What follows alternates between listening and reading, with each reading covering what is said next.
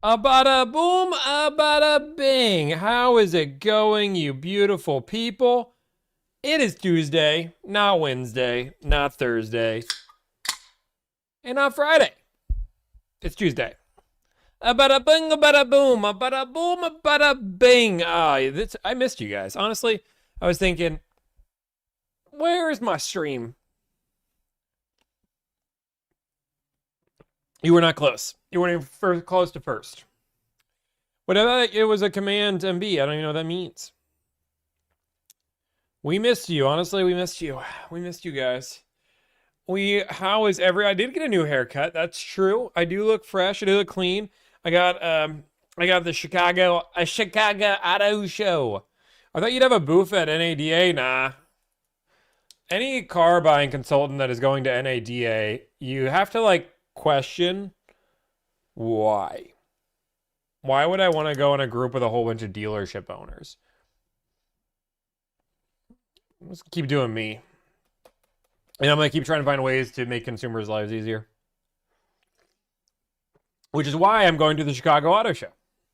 To give you guys some really good content of the cars that are coming out. Man, I got to give, I want you. Oh, is Car Edge there? I actually do not even know. Is that crazy? Is Car Edge actually there? That's kind of funny if they are. Are you doing meet and greets there? Nah.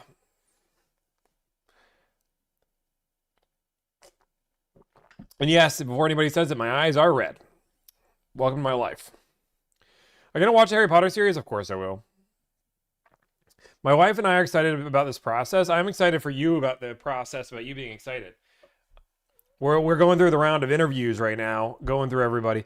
Dr. Pepper. Dude, actually some Olivia, what's her name? Flipping, I just forgot her name now. What's her name?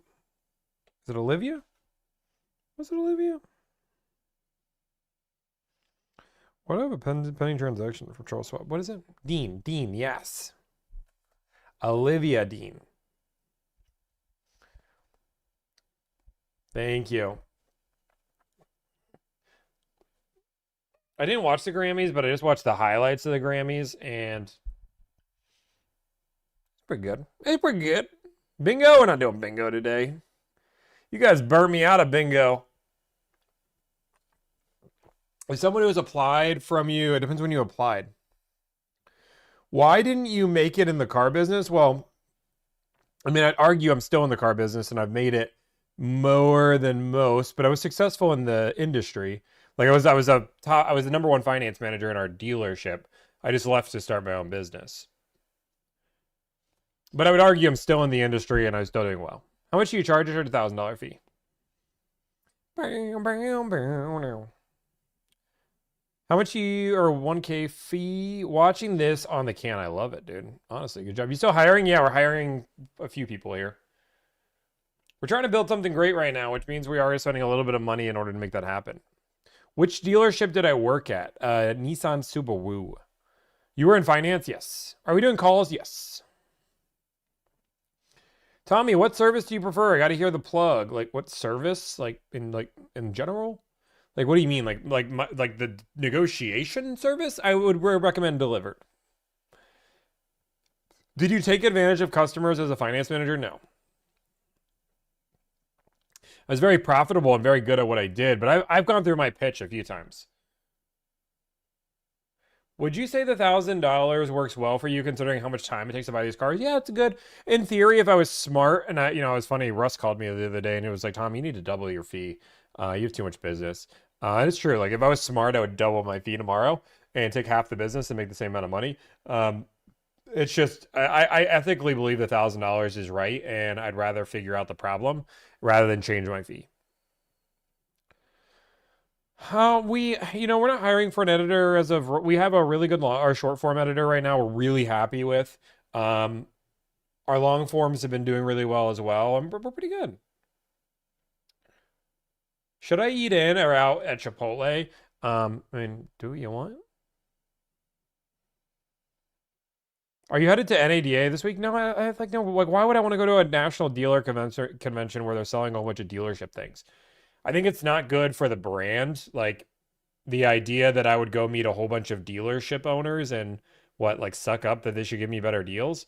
Like I don't need, like in theory, like competition drives the price down. Having relationships with dealerships is great, but like it's just weird. Like anybody who does that, it makes you question like who are you working for? Like I work for my clients. Like that's my goal. It's my job, working for my clients. So like if I was going to do anything, it'd be something consumer based, which is why I'm going to Chicago Auto Show. What discounts do you expect on an XLE? We just did like if it's all-wheel drive, it's a little bit less, but front-wheel drive, we're doing like 4 to 6K off Camrys right now. Boom. In general, what's the best time to buy a car? It doesn't matter. Just buy a car when you want a car. Like, ooh, Morgan is on the streaky streak. Have you done any Broncos? Yes. I will say, I get to officially tell you guys. So I don't know when I'm going to do this deal. This deal is going to be a little bit unique. I actually can't really negotiate too much of it live, but I think I'm going to be able to negotiate the trade on live. I'm not doing it today because we're not, like, this is not what we're doing today. But our client that is doing the high-end car, we're not allowed to use their name because they've asked it to be anonymous, which is fair. But high-profile client, they are buying a Ferrari SP3 or Daytona SP3, which, depending on who you ask, is anywhere between 6 to 12 million. And they're trading in their Porsche Carrera GT. Now, in this world, it's going to be 2 different transactions. We've already prepped him for that. But really excited for that one. The reason why I can't negotiate that live is there's one available in the market and it's not the right color. There's only 500 in America. This is going to be like a search game trying to find the right car. The Carrera, the trade I can negotiate live. So we are going to negotiate that trade live. I'm gonna make a day out of it and see who's going to be the highest bidder. We're gonna make a day out of that deal. That's gonna be super fun. Would you buy AMG Jared's dealer plate tracker? I have no idea what it is. How much do you charge? How much do you charge his client? I charge his client $1,000. Now, I'll be very clear. When Delivered Exotic comes out, whenever that is, it will not be $1,000 for this fee. For example, we anticipate based on the numbers that he's already got in his trade that we're going to save him like $400,000 compared to what he was about to sell his trade for. So like $1,000 fee, I'm immediately just on his trade as a loan, he's going to make $300,000 to $400,000. It will not be cheaper. It will be much more expensive. I'm gonna have to have a dedicated staff to just that side of the business. So we got to figure out. We're not there yet. Is Igor the person who's buying? You know what I should call Igor? I bet Igor probably could buy 7. He probably has 7 of them in his garage right now. Call George. I already called George a little bit just to talk to him about it. We haven't negotiated anything. I just wanted to see if there was interest. If I'm gonna negotiate with him, it'd be live. He just wanted to see like, did the live just start? 8 minutes ago. I just want to see if he had interest in it. Maximus for the dog? Yeah. Boom, boom. 128. Okay. Will you ever expand to Canada? Canada's coming soon. Right now, guys, we're fixing a few other deals. And by deals, a few other problems that the company has. And then once we get there, we're going to be there. But we're hiring for 2 different roles right now. And that's been a lot of our priority, getting these 2 roles hired. We need another deal coordinator, which could be partially a sales role too. And then we're hiring a lead, which is the director of deal operations. Yeah, you can negotiate a new and used either way. Good deal on a Highlander, non-hybrid, a Grand Highlander, non-hybrid, $3,000 to $4,000 off. Problems meaning employees? No, problems just as a throughput issue. So, I mean, there are problems you have as a business that you have to figure out, but not with people. Our team is great. Our team is phenomenal. They're working. We are training. Like Macau is new. We just hired him 3 weeks ago. He's very fresh, very new. He was working some part-time stuff for us just to see if it was going to be a good fit, and it did. So now he's full-time. You need to meet the team. There's a world where the team's going to be on a video here soon. I don't know for sure. We have 9 people full-time on the staff with probably 2 more coming. We're doing good. Good deal on a GTR. I haven't done a GTR in a while. We were like slightly below MSRP on them before, but MSRP is pretty good deal. Does one internal fit lead position? What does no one internal fit the lead position? Silly question, I assume. Really, actually, it's a good question. So we did talk to the team about it, and this is where the problem you run in with certain roles, right? I mean, I'm gonna give you the real talk. Is right now, let's just say I'm gonna use hypothetical. I'm not gonna real numbers, real numbers. But as of right now, we are doing, let's just say, 60 deals a week as a delivered. As a company, we're throughputting, meaning we're negotiating 60 deals a week. That doesn't mean we have 60 sales a week. That means we have 60 deals going out of the system in a week. I want to figure out how to get that to 80. And the question I ask, how do we get that to 80? And there's going to be multiple answers. Some people will say, I don't know. That's not a great answer. B, they might say that's impossible. I've lived it and I've breathed it, and I don't think that number is possible. That's an interesting answer. Third answer is they might ask questions. What bottlenecks do you have now? Blah, blah, blah, blah, blah. And then fourth answer, they might actually have an answer on how to get there. Or fifth answer, they might have obstacles. These are the obstacles that are stopping us to get to 80, and this is the plan that we'd have to do. We would have to invest money here. We'd have to have this. We'd have to have additional staff. Whatever that answer is, a lot of different pieces there. So that's the idea. But if the answer is it's impossible or I don't have an answer, then this doesn't fit well for the role. Because like right now, I can envision us doing 200 deals a week. And even if you said, hey, do this in our current staff. Okay, how do you do that? I now know what I need to, I now think in a way where I say, how do I build a system that is possible to do this? I don't think that's impossible.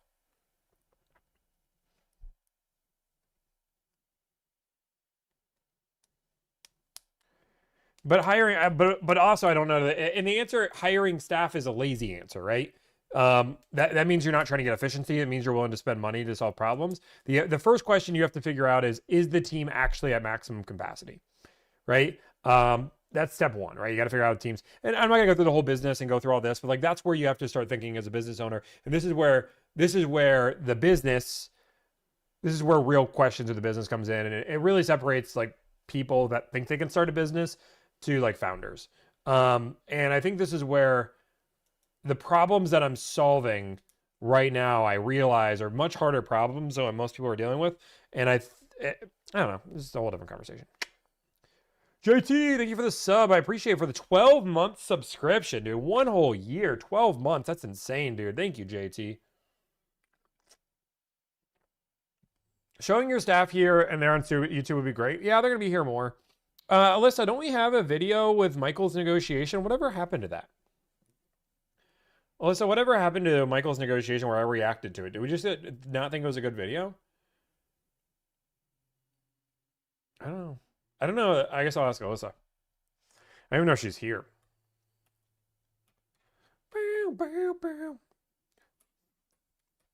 Frantic's not at a year. JT is, though.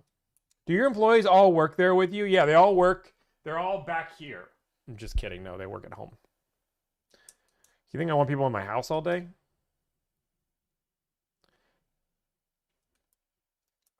Why doesn't Billy negotiate live? I mean, I don't. That might be a question for Billy. There's a lot of. Tommy, like, they're in his basement. I don't have a basement. Boiler room style. Do you hire in every state? We don't have an employee in every state. That's what you're asking. Tommy, you should honestly teach entrepreneur classes. The thing is I need to really prove that I can build a company. Like right now, I built a company by saying if I can outwork everybody, I'm gonna outwork everybody. And because I'm willing to outwork everybody here, I'm gonna be successful. It's not a really good business model. I'm now learning how to be much smarter. I don't know if I have enough knowledge yet to be able to build a platform to teach. I have advice, but I'm not ready to like give people advice. Do you consider Porsche exotic car? Not exotic, but it would probably be part of the exotic side if it was like a 911 Turbo. You're doing great. I'm a fan. Thank you, Rim. I appreciate it. Our son subscribed to Visor and is very pleased. Awesome. That's great. I think Visor is going to be at NADA. That's the only people I would have wanted to see. They didn't text me to let me know they were going, but obviously they don't have to text me and let me know. How much did you negotiate over BMW? Like $5,000, $4,000, somewhere in that ballpark. It was 146 and we got it down to 142. How's the house buying going? It's rough. It's rough because we're so busy.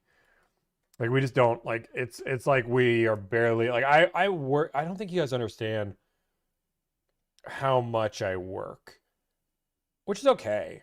But like I'm yesterday I woke up at 6, started my work, and I did not end my day until 1 a.m. And that's not like working and then doing stuff. I did eat in those two things. I ate twice. I had one where I had a 15-minute meal, and then at dinner I was able to eat for like 30 minutes.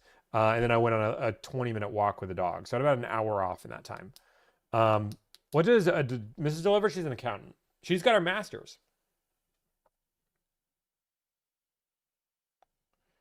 How's the wedding planning going? Also not going well. What does Mrs. Delivered think of the busy schedule? She wants more time with me. Realistically, I mean, it's one of those W bits. Thank you for the bits. Appreciate it. It's one of those things that we're definitely working on. It definitely sucks. But we're working on it. Just trying to spend more time.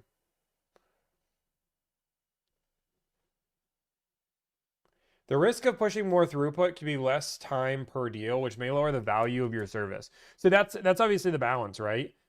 Which is how do you increase through? Because right now, give you guys real talk. If I negotiate deals full time in a week, I take away all of my response. Okay, can we just block Osho? I don't know.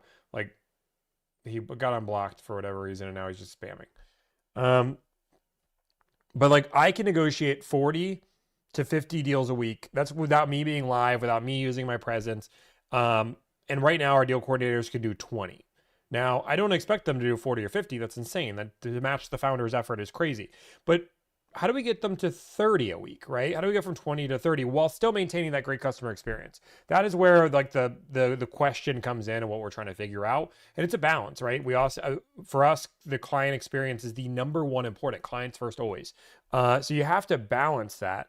But we also want to balance efficiency, right? We do not want to have one client take too much time. No matter what, every deal takes about 5 hours of delivered time.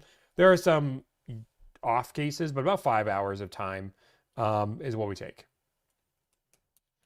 We have a customer journey map for our clients that are actually in our client base. Operations role is still open.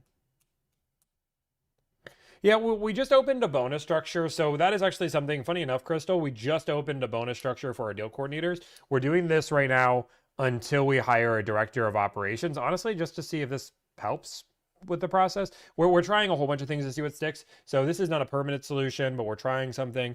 Basically, if they do hit a certain number, they get a bonus per deal after they hit those numbers. But there's a lot of qualifiers, like client experience is number one. If the client experience ends up faltering, then the bonus gets taken away. But it allows them to get a sizable income increase if they want to.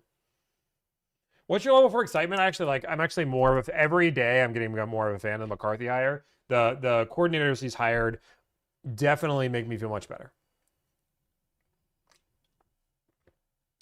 If you don't get a deal for a customer that isn't satisfied, do they get their brand back? Good question. No. So I want to be very clear with when you are hiring us, you're hiring for us to go out there and tell you what a good deal is. You are not hiring me to go get you a certain number. And this is really important because, like, realistically, I want to buy a Ferrari for $500 a month.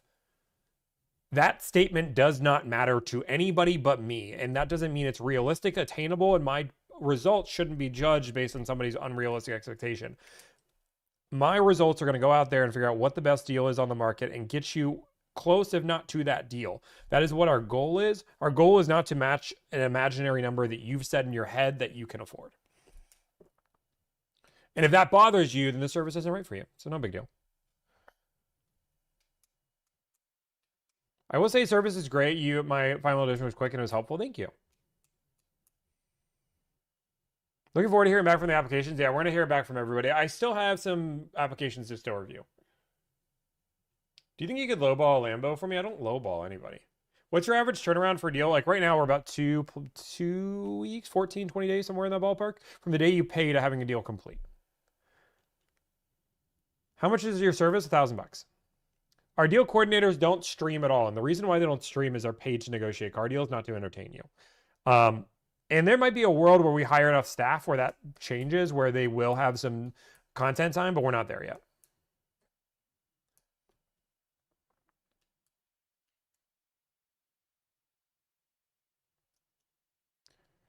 So we're reading that. Yeah, Mister, it's not a bad idea. We've definitely done a few things. Don't worry, we're going to be negotiating soon. I just haven't talked to you guys in a minute, so we're just updating. Now, motorcycles will never happen. Delivered will never do motorcycles. Your job is to get likes and followers, not sell deals. What's a horrible business model? Likes and followers don't make me any money. Compared to...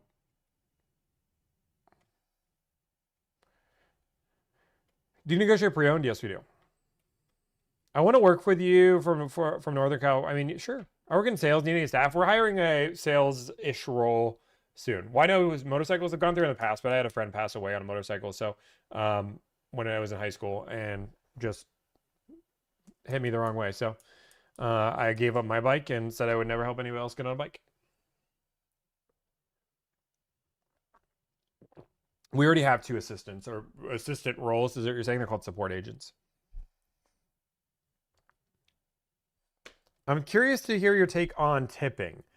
You've said that you as a consumer don't need to worry about invoice costs. I see some more arguments for the service about what they don't make money if you don't tip. That's a completely different argument. And the reason why it's a completely different argument is twofold, right? First off, what I buy a car for, and what the dealership owns it for is irrelevant. That has nothing to do with commission, right? Now, a salesperson could get paid off of all of that. That's great and dandy. But what the dealership owns it for, it does not matter to me. And when I go into a restaurant, I go into a restaurant with the expectation of what the prices are of the food. And then I, as a diner, have the option to tip if I so feel it. Now, I have the option to say no, right? I have the option to tip 200%. And if a dealership said, hey, I'm going to sell you this car, this is the price, and their commission is based off a tip, and that's what it is, it's a whole different business model. But that's not the same as I have to pay $1,000 more so the car salesman can make 25% more and the dealership can make 75%. It'd be the equivalent of saying, hey, I tip a waiter $100 and the waiter gets 25 bucks of that and the business gets 75 bucks of that. Nobody would want to do that. If I'm going to tip the waiter $100 because they did a good job, I want it to go to the waiter. I don't want it to go to the business. Otherwise, I'm just paying additional profit and being guilted into it helps the car salesman. In reality, the dealership's making 25 or 75%. Does that make sense? But I tip pretty darn well because I go into a situation where I have to tip knowing the expectation. So like very few times in my life have I tipped nothing. It's been very few times in my life. I probably can name it on one hand, and it had to have been just a horrendous experience. Not like my food was cold, but like just I can't even think about it. I remember a few times in my life I've done it. Like I remember there was one time where it was like there was nobody there, and it was like a 3-hour meal, and there was like nobody there. The person kept talking. We kept like being like, "Hey, like, can we get our order?" Like we had kept calling the waiter over, and they were like flirting with the bartender the whole time. And then our food was cold. It took forever. It was like one of those things where like, there was never even conversation. It was just like this. What do you want? There you go. And then it was like super. It was just like one of those weird experiences where I was like, "That's weird." But like we went out to eat the other day. I think I tipped like 25%. So normally I'm 25% or above is my goal. Right? That's I'm gonna call dealerships lives. Yeah.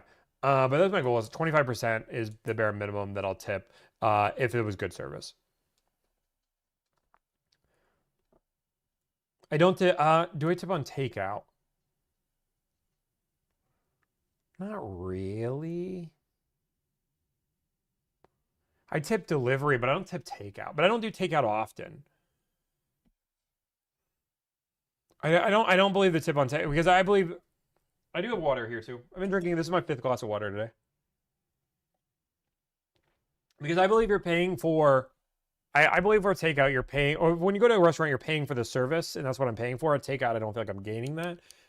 So like I'm not paying for the cooks, and if I was tipping just the cook, I guess it'd be different. But I'm also cooking or tipping the cook before I've even tasted his meal, which is also weird, right? Like with a waiter or waitress, when I'm working in that field, I know exactly the experience I got before I have to tip, so I feel confident giving the tip. If I have to do it at takeout, and the idea that I'm tipping the cook staff, cook staff, sure, I'm giving it to before I even test it. I don't know if it's good, so I'm just giving an arbitrary amount of money because it's weird.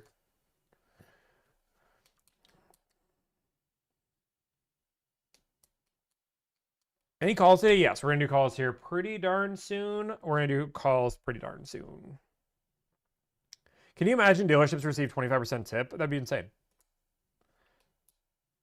And there are some car salesmen that believe that they should get tips, right? I don't think you should ever tip a car salesman. And if a car salesman wants to go after a tip and they want to ask that instead of a commission, I mean, more power to them.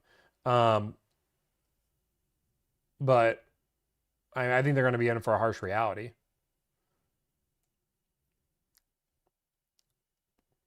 Background ex-firefighter to current pro, but I'm interested in the position. Sure, apply.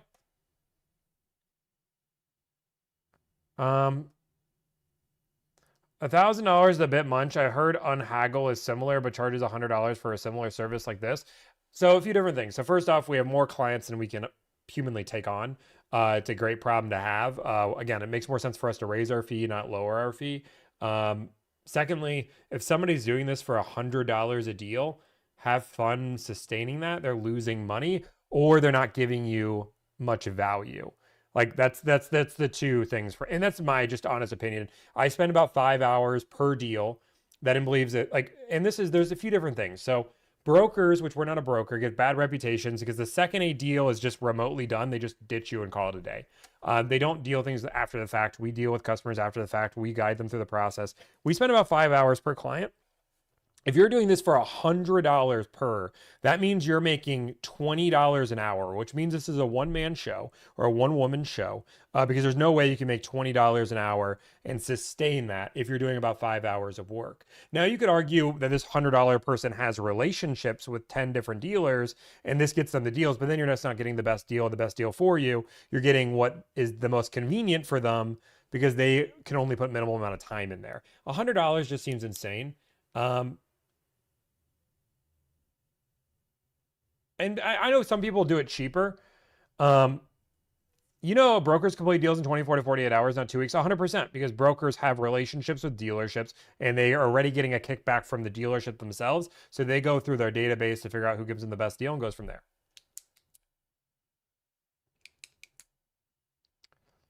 There is no position. He also claims paying $200K on this app and says, oh, check online. Just so you guys know, I said up to $200K, and then I explained the pay structure. If you are able to increase our company's performance by 20%, you would make $200K. It's not hard. It's how performance-based pay works. It's all explained in the video and on the website before you apply.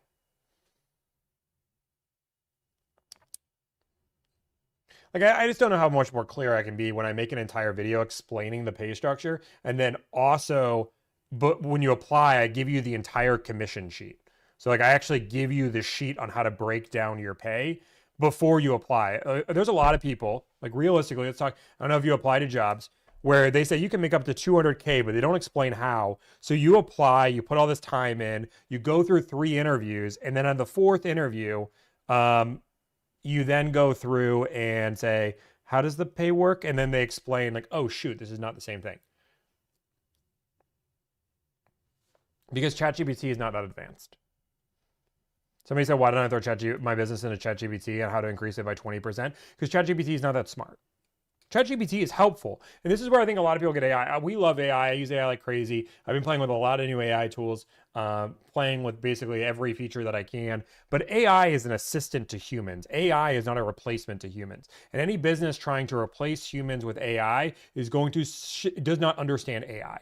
AI, like one of the biggest problems AI has right now is memory. Like if you guys have ever used ChatGPT for a long time and you're in the same thread and you could say, hey, do this for me, and it does it just fine, and maybe like 20 responses later it forgets. It's because it only has a certain amount of memory and you have to keep reminding it to do things, which takes human intervention. And you'll see this, degradation is a good way to put it. Like it's just not a perfect tool. The memory takes insane. And you might say, Tommy, they'll fix that. The problem is the amount of money it's going to take to fix that is insane. And these products are not going to become available at anything that's absurd. Somebody says, I'm greedy if dealerships are greedy. I mean, I would disagree. My service is 100% optional. I teach you how to do it for free and literally say anybody can do this and tell you not to hire me. So like, it's hard for me to say like, oh, I'm greedy. I charge a fee for what I believe is worth it. And if you don't see value, no big deal. Like there's no harm foul. But to buy a car, I have to go through the dealership. I don't have another option. If I want to buy a brand new Nissan Armada, I have to go through the dealership. All of our employees are W-2?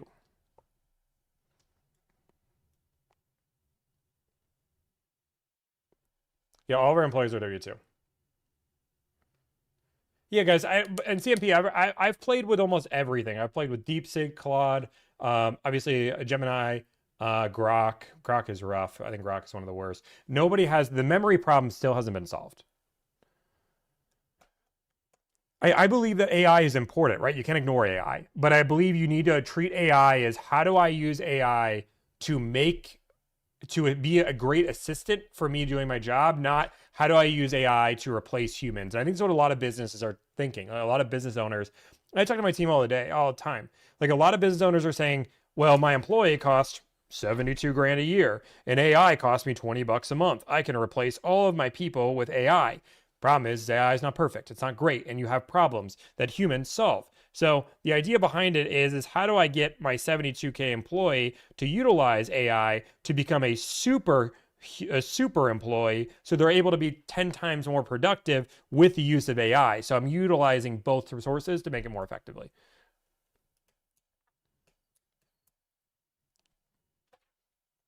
And I think that's the biggest problem people have. Thank you for the gift of membership, Strugger. While still paying them 72K a year. I mean, it depends on if they created the system or not. Like, I mean, there's a few different things, but if we're utilizing a tool, let me think of a good example here so you can understand. Let's use a farmer, right? I'm just going to use a generic tool. When a farmer went out and had to pick out with hand tools, and then all of a sudden the tractor came out, farmers didn't start making 5 times more money if they were not self-employed. They got paid the same. They just had to learn how to run the tractor. And now the business was able to make more money, 100%. But the idea behind it is we do pay our team accordingly, but there has to be a balance, right? There is a balance as a business owner of if I am doing a task that is trainable, there's a certain wage that is valued in the market says, and just because you learned it doesn't mean I couldn't teach somebody else. Now, there's obviously a balance there, right? And we want to pay our team accordingly, but you also don't want to pay every employee 400 grand a year because that's not sustainable for a business either, just because they learned how to use the AI tools and they were here first. Like there is a balance, right? We love our team. We try to keep, we try to pay accordingly. We try to make sure we give good raises. So Ashley got a $30,000 a year raise in year 1, right? Like we're giving a bonus structure for all our deal coordinators. Like we try to pay our team accordingly, but that doesn't mean that we're just going to give up all the business profit. But I mean, as of right now, the business is doing great.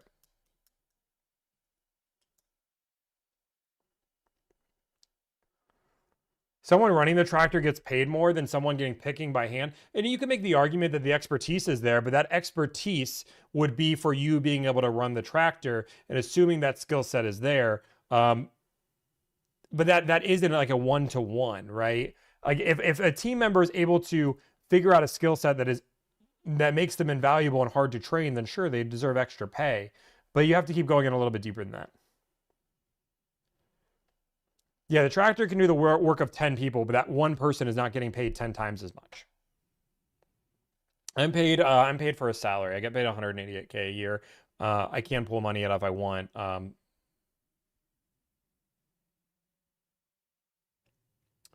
So pure luxury, how many deals are these employees making in order to even sustain them at 78K? It must be a ton, charging 1 to 2K per deal. So as of right now, I'll go through the deal structure. We have 4 deal coordinators all making 72K a year.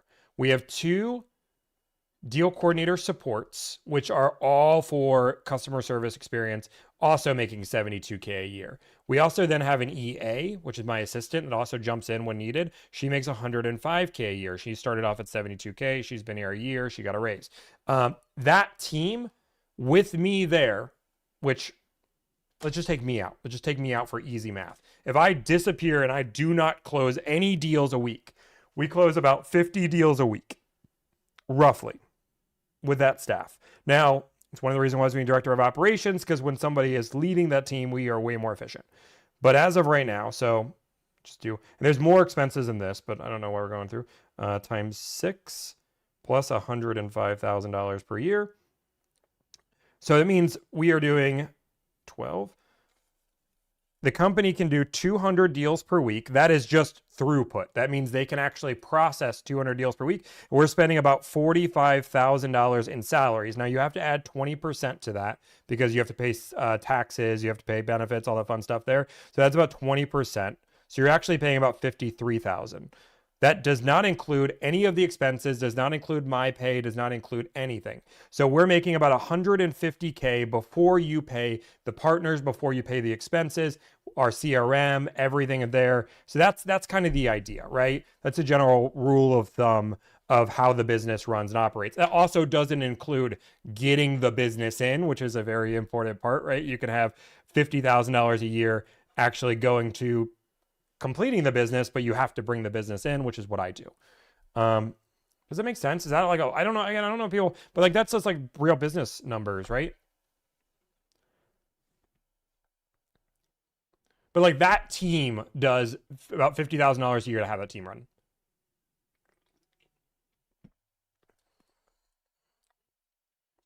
I'm very interested in talk like this. I love talking about business. You've been hiring for over a month. We've been hiring 3 different roles. So we opened the application, and then I hired McCall 2 weeks ago.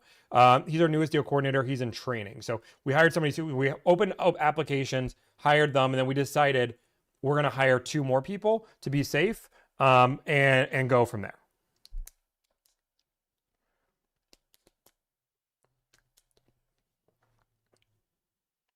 Respect for people caring to share this, but why even bother if it's anyway a business? So one thing, me and Juliana talked about this. I believe in financial transparency. I believe that there's this weird thing in America where everybody's been shunned to not talk about money and pay to the point where people can't just get educated. And because nobody wants to talk about it, the youth of America doesn't know what is good, bad, or indifferent.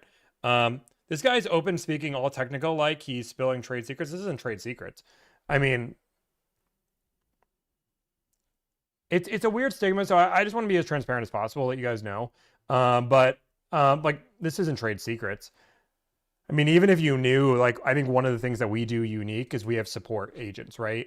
Most people don't have support agents. And if I said, oh, hire some support, they'd be like, what do those people do? Like that is an expertise that we have. That is part of our secret sauce, is our support side. But like I want our employees to talk about it. Like this is what I told Ashley. She has the highest salary on the team. She's been here for a year. She helped the company grow and helped make my life easier over the last year. And I always tell my entire team that anybody that can find solutions that make my life easier, they will be paid accordingly. What do you do? I negotiate car deals for a living. We had a little bit more before we started negotiating some deals. What do you make from streaming? From streaming, not much. From content, a good amount. $1,000 because someone doesn't know how to ask for 6K off. You know what's crazy? George, it's a really good point. I paid $70 for a steak because I didn't want to put it on the grill myself. It's crazy. I could have bought it for like $7 at Walmart. People pay for convenience all the time. I just love how like the argument it can be just. I just love how people come in here and try to come with the argument like, oh, people are lazy. It's like that is what money does, right? Money allows us. I don't want to say to be lazy, but money allows us to save time and use time where you see it valuable, right? And that's what I love, right? Like I don't want to go and mow my lawn. I pay somebody to mow my lawn. I believe that I have my time is valuable elsewhere, and I can do that. Am I lazy? Just buy a car through Costco? That severely says that you know nothing about the Costco auto buying program, which the Costco auto buying program has been proven since 2020 to just be an absolute joke. Before 2020, it was good, but now past 2020, they don't have anybody audit it. They don't have anybody in Costco verifying, and the amount of jokes and games that have been played has been pretty crazy. But people buy things that like for me, I don't even know what I paid to mow my lawn. Juliana knows. But like what I pay to mow my lawn, some people in this chat might think is crazy, right? They might say, are you kidding me? You pay $50 a week for somebody to mow your lawn? Are you insane? Let's be honest, someone spends $70 on a steak to brag about how much it was. That's not true at all. And I will say that's not true at all because I used to, so fun fact, before I was in my own business, and I was just in actually when I was in my U.S. Cellular days, I created what we called a steak club, right? And the whole idea of steak club was find the best steak in America under $100. I still have that rating system on my phone today. We traveled across the country, and it would always be like work trips because there was a few U.S. Cellular guys, and we had this whole committee. It was fun, and we would go to a work trip and we would find the best steak for under 100. And I will tell you that there is some magical food that you can get. Now, I do believe that there are $60, $70 steaks that aren't worth it. I also cannot eat a Texas Roadhouse steak anymore because I just think they're pretty garbage. The quality of steak matters so much, but there is depreciating cost, right? There is a world. But no, I would definitely say there's some good steaks. Now, and I would definitely, and I would say buying a $20 or $30 steak is a waste of money in most places. I can't remember the last time I had a $20 or $30 steak that was like this really good. But I know a $70 steak that I remember to this day. Or a $90 steak. Or some Wagyu. Now, like American Wagyu, I think is a joke, right? I think American Wagyu is a joke. Australian Wagyu is the best equivalent Wagyu you can get because it's actually from a Japanese cow, not just using the DNA. It's just by Japanese cow, it's a Japanese bred cow compared to really just like some weird off breeding. And then obviously Japanese Wagyu is the best. I am making calls today. I'm just chit-chatting a little bit. Roadhouse, when you know Roadhouse is not that great, when everybody, the reason why people go is for the rolls. Like that's like, I mean, if everybody was like, oh my God, the steak is amazing, but the rolls are also great. Everybody says the rolls are amazing. That's one thing that people know about it. When are you starting a gaming channel? Never. I like the steak, but you don't like, you're not there for the steak. You're there for the rolls. Okay, Jordy, now you're slandering. The rolls are delicious. The butter. Ooh.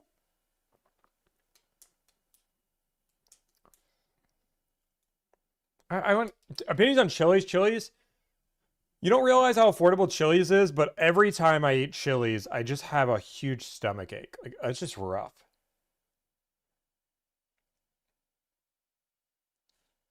Oh, Kobe A5 is amazing.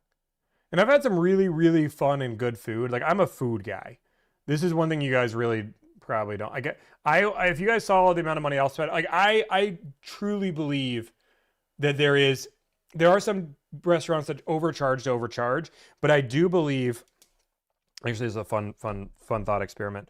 Dude, I just like talking. Sometimes I just want to talk. I do believe there is, I'm second guessing my thought here. Because I was going to say there is diminishing returns in the amount of money you can spend compared to the food. but I don't even know if I agree with that. Actually, yeah, there are diminishing returns of how much money you spend to how good food can humanly be. There is a certain point, but I think there's a certain point of money when you spend. Now, let's just say I think it's above $70 a person. Once you start getting to that $50 to $100 per person plus, it's no longer fully about the food. It is about the food. The food is important, but it's about the experience. The experience gets better. And then when you go to like Michelin star, it's more about the experience than it is about the food. So I believe there's a sweet spot that $50 to $100 is like the good mix where you can get $50 to $100 a plate and get really good food, really good service. Once you go 100 plus, you're now fully in for the experience and more experience than food. And when you're at like 20 below, you're just trying to survive.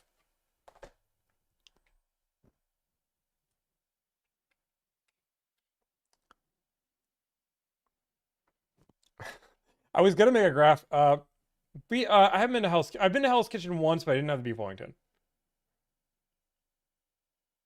I don't know why it gets so dirty. I don't know. Just fur. It's just static and fur.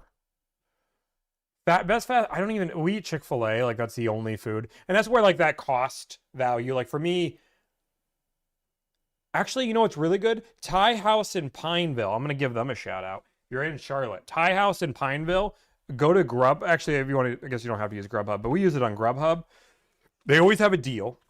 And when I tell you, they give you, we pay about $40 for two people. And you might say, that's crazy. When I tell you the amount of food we get for $40 is enough for 3 full meals and we eat well. And I think you could make it into 4 meals if you didn't eat as much, but it's so good. And we'll pay $40 and that gets us like 3 meals worth. But I'll also pay that, I'll pay $26 at Chick-fil-A and get 1 meal's worth. So that's a whole different conversation. Where is the favorite steak you've had? Ooh. And pull out the handy dandy. I know the answer. SW is probably the answer, but I'm gonna see if that's still. I still keep notes on this steak. I can probably tell you the best steakhouse in most cities. I've been to a lot of them. Steak. Gibson's is pretty bad. Birch was really good in Minnesota, but they shut down. SW is rated a 97 out of 100, which the second place rating is 92. That's crazy. But if you're going to do SW, you need to book it 3 weeks in advance and you need to get a table outside.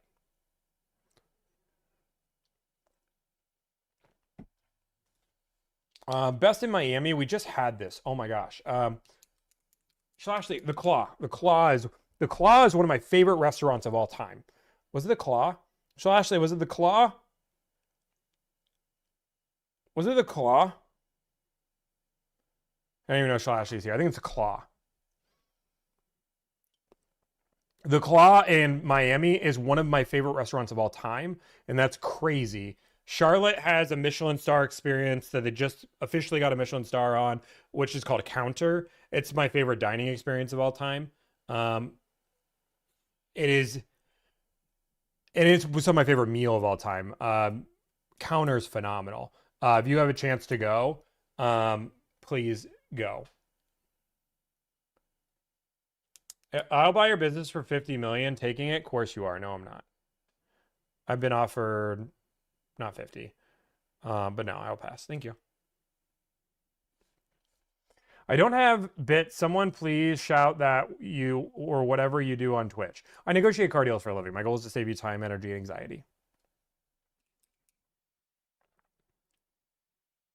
The Claw!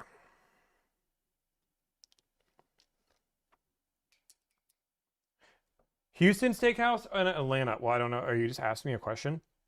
I'll give you some highlights. I'll give you guys some highlights. If you go to Dallas, Nick and Scott's was rated a 92. So Nick and Scott is a good way to go. Oak Hill Steakhouse. I don't even have the city here. What in the world, bruh? Wow, I'm just looking at some. I'm looking at some options here. Birch was a 93, but they shut down during COVID, which was sad. Low key, one of the best values of all time. One of the best dollar for dollar steaks you can buy is Drover's, which I have not been there in 8 years, so I guess it could have changed by now, in Omaha. Drover's in Omaha is insane. Such a cool experience. It was like $40 to $60 a steak, and it was phenomenal. They had some, and I had this in 2016, 2017, 2018. They also had shrimp with bacon wrapped around it. And when I still think of that. Nick and Sam's Dallas is great. Yeah, I just talk about food. Where's your least favorite? What's your least favorite food? I mean, I'm not a vegetarian. Like, I feel like I'm not a vegetarian at all. Um, there's not much good steak in Orlando. But I'm like trying to not do like vegetarian because I feel like that's just a cop out. I like Thai food. I like Indian, like Japanese. I love Korean food. My favorite cuisine is Korean. Like if I pick my favorite meal, it would be like Korean barbecue or really just Korean as a whole.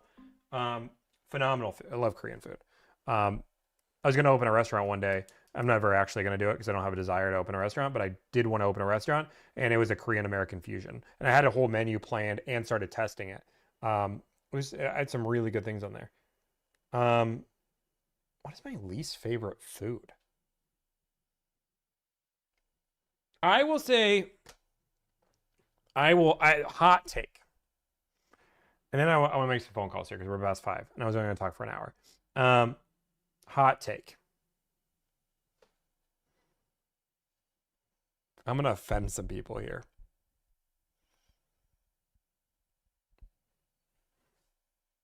Italian food's overrated. I said what I said.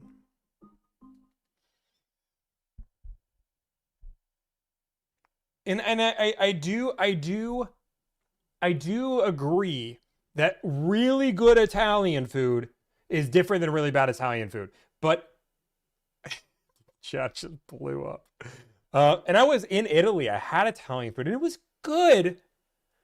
But I think the best Italian food in the world does not beat the best sushi that I've had in the world. I had an omakase experience at Prime Fish that changed my life.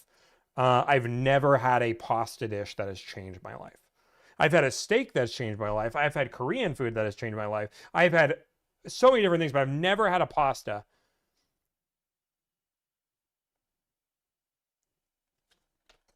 Obviously, you've never been to Olive Garden. Croatian food is good. I love Croatian food. Awesome fish. It's not even that I hate, and I feel so bad because true story. Bro thinks Italian food is just pasta. Italian food is based off of pasta as one of the main grain sources. Don't try to gaslight me into saying there's more than just sure, but like 80% of it is pasta. If I Google Italian food, let's just do this for funsies. Whoop, I almost ended stream. That would have been bad. But just Google Italian food. Who would have guessed? Pasta, meatballs, pasta. Like, share screen. You guys can't see this on well, that you guys can't see this. Whatever. You guys, look at all this. Look at all that. Pasta. Don't try me. Just because we had some pizza, some cannolis. The cannolis make it so it's not. But you're missing the underrated things. But if I have to go to an entire brand to be like, oh, you forgot about this one dish in the brand, that means the brand is overrated. Your star, if I think about American food, I love a good burger. I love a good steak. I don't have to be like, you know what? You have to go down to the mozzarella stick. Everything else is fine, but the mozzarella stick, that's where it's at. Like, now you're like, dude, you're being picky. If I go to Mexican food, I like tacos. I like burritos. Even though they're all the same thing. Guys, I've been to Italy. I've tasted Italian food. It's just there's. You guys are crazy. I don't think Mexican is the best variety. No, I'm not saying that mozzarella sticks are bad. I love mozzarella sticks. I'm saying that if you have to go through and talk about like mozzarella, if you think about American food, mozzarella sticks are not the first thing you think of. It's way back here. It's there, but it's not there. I am, to be fair, I am crazy about the Mexican food, but I am just thinking Taco Bell. I will say Mexican food does have a lot of variety. I'll say that. Okay, let's make some phone calls, guys. Let's make some. Can we make some phone calls? Let me ask my team what they need me to negotiate on. Who wants me to make some calls for them? Give me a vehicle I can call on. That's fun. Okay. Tommy, not a good critic. I would say I'm a pretty good critic. Send me all your Hyundai deals. Let's get them wrapped up. I'm gonna see what my team needs. I'm not gonna do a used car right now. Oh, this is a good question. Are all your customers actually open to finance, open to cash? Is that part of your negotiation strategy? Is the negotiation strategy? It's pronounced them, not them. Okay. What do you want me to do? Like, some people pronounce words slightly different. I also say other words a little bit weird, and I haven't been able to figure it out. I'm sorry. I imagine if I talked to you and you went live, you probably say some words that are pronounced a little bit differently compared to your vernacular.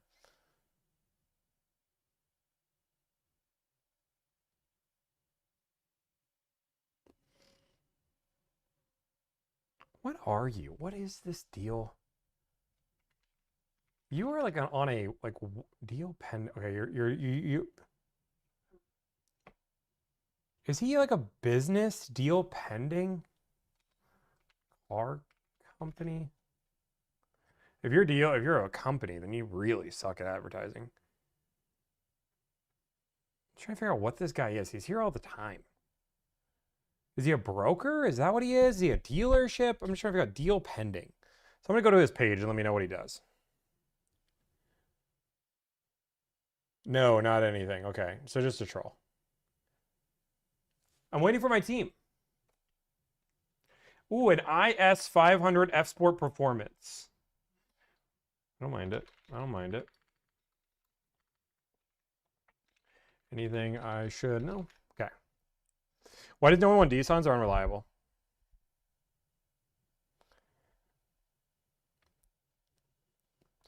Not a hater either, just busting your chops from time to time.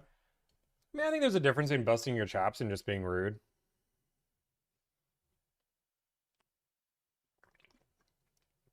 Oh, friends with my old buddy Davison. So you know me personally. Or you know my personal life, which is just a little too close for comfort. So that means you probably sold cars. If you're friends with Davison, that means you sold cars.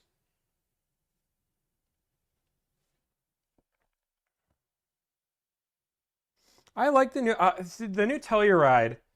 I'm gonna do a deep review on the new Telluride. I will tell you that I made a review the first time I saw the Telluride, but I only got to spend about 10 minutes with it. And this was when it first got released. And I will tell you, I think I have that footage. Let me see if I have that footage. I'm waiting on them to give me advice. Telluride. It's the New York Auto Show. New York Auto Show. New York.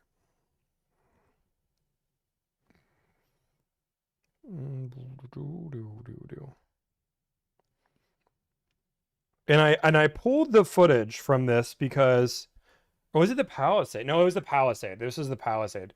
But I did pull the footage because I only got 10 minutes with it. But let's just see what my review. I only got 10 minutes. So this is a true story. I'm giving you guys some behind the scenes. I reviewed this. This is which is very similar to the Telluride. They're basically the same car. And I pulled it because I felt like it was unfair. So I'm going to show you what I thought of it when I saw it for 20 minutes. Now I'm going to get some more time with the Chicago Auto Show. But this was my review of it when I first saw it at the auto show. Number 2 car comes down to the Hyundai Palisade, fully redesigned in 2026. But I think the overall trend of this year's auto show has been confusing. I don't understand what manufacturers are doing. They're clearly not listening to consumers. When we look at this interior, now, if I just compare this to the Ioniq 9, it feels way cheaper. They have this huge gap in here. It's like they're missing part. And again, I understand maybe the functionality of it, but it looks and feels weird. The buttons feel cheap. The door handle feels cheap. And I know a lot of people are going to say, Tommy, what's the big deal? It's just a door handle. But you have a perfect example of this car in the Ioniq 9. Why not follow it? So that was the number 2 most over or underwhelming car at the auto show, and I took it out because I'm like, I only got like 20 minutes with this car, and so many people were speaking so highly of it that spent more time with it, and I was like, eee. But I spent a lot of time with the Ioniq, and I loved I thought the Ioniq was really, really good. I just feel like the design language didn't come over. But I'm going to spend more time with both these cars and give a better answer. Because I do think a lot of these cars do look really nice. Like the GX550 is a premium example. And I've gotten a lot of hate on that car. The GX550, okay. Dash cam isn't a must. Limited 2026 are discontinued as well. Gonna have some markup for sure. Oh, okay, let's do this one. Okay, I'm looking for this car. But like the GX550, I think is one of the most overrated cars in the last 3 years. I think it's one of the most beautiful designed cars, exterior wise, but the interior feels cheaper than a lot of Toyotas. And that's rough. Okay, they want an IS. They're out of New York. Oh, New York. Has to be a 2025. Okay, let's just see how many of these are there. IS. Lexus IS.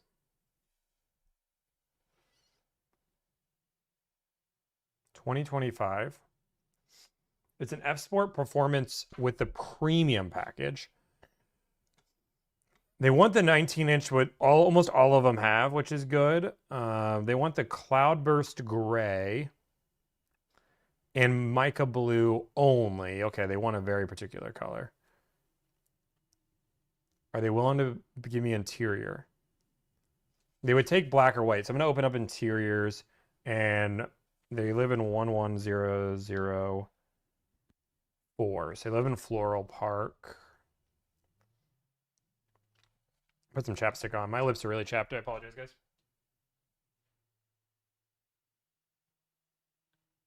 My face has been really dry lately. This weather has been just rough for my body. That's a whole different question. Oh, I was saying about the GX550. Oh, yeah, the GX550 I just feel like is really overrated. I feel like the interior feels... Like, I just think if you're going to spend that kind of money on the car, I would buy... For 70 to 90 grand, I just think you're silly to get a GX550 over an X5. And the argument that people make is the GX550 is a better off-roader, but I would say that 95% of people buying GX550s are not off-roading them. They're never leaving pavement. And if that's the case, the X5 is a better car in every regard. And yes, I would say in every regard, including reliability, because the BMW is top 5 in reliability. Lexus is also type 5. So is it better than Lexus? Let me step back for a second. It's not better than Lexus, but is it just as good? Yes.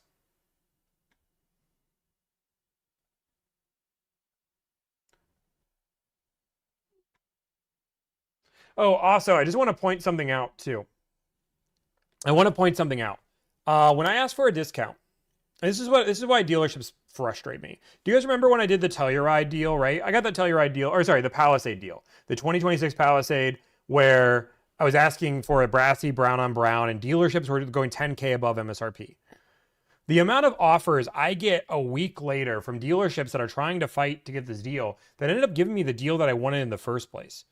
Like, did he just say BMW is top 5 in reliability? Since 2020, or really since 2019, yes. Post 2019, or pre 2019, you can make an argument, but post 2019, just go look at any reliability chart. BMW has far exceeded anything post 2019. And yes, I said what I said. Okay, so I have no idea what's a good deal on this car. We're gonna call Lindsay of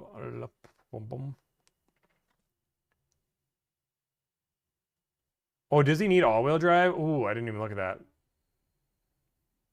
No, he's open to two-wheel drive. Okay, let me pull it up. Lindsay Lexus of Alexandria. I can't even call this dealership. I also need to be a little more careful with me giving you guys the dealership names because apparently a lot of dealerships are, you guys are just being annoying and calling dealerships as I'm calling them to let them know. So we might have to start muting that out because you guys are no fun. To provide the very best service, this call may be... Actually, let's do this. I just X'd out of everything, sorry. X'd out, see? It's not X'd out, it's X'd, I don't know what the word is. Lexus logo. Save image as. Save image as. Dude, I hate Bing. I have to use this browser for Lexus logo. Please, everybody calm down. Everybody calm down. PNG. Okay, Lexus IS500F Sport. It's not going to be a perfect example, but that's fine. Save image as. Nope, it's the wrong one.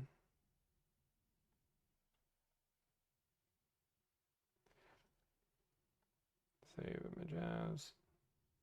JPEG. Okay, sorry, I'm getting my tracker up. New 2025 Lexus IS 500F Sport Premium. Also, guys, we're about to make some updates on this app for this thing that you guys see on the screen. If you know, you know. If there's anything you moderators, I need you guys to do me a favor and take some notes. If there's anything you're like, Tommy, I don't like this or I do like this, I'm going to basically get one last update on it before I have to pay for all this. So I want to make sure you guys like it. So I'm going to show you guys. 1 second, edits. So if there's something you're like, Tommy, I wish it did this. I wish it had that. And you had an unlimited option bucket. What would that be? What would that look like? And moderators, if you could take some notes and also think of that, because I have to get those notes to the editor.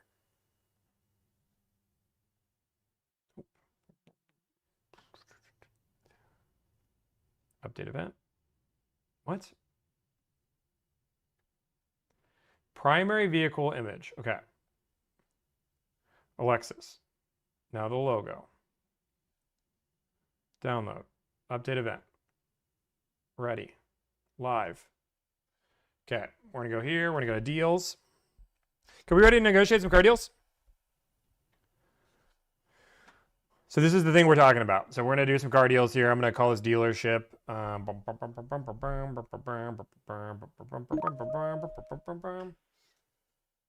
To provide the very best service, this call may be recorded. Cheers. Thank you for calling Lindsay Lexus of Alexandria. For sales, press 1. For service and parts,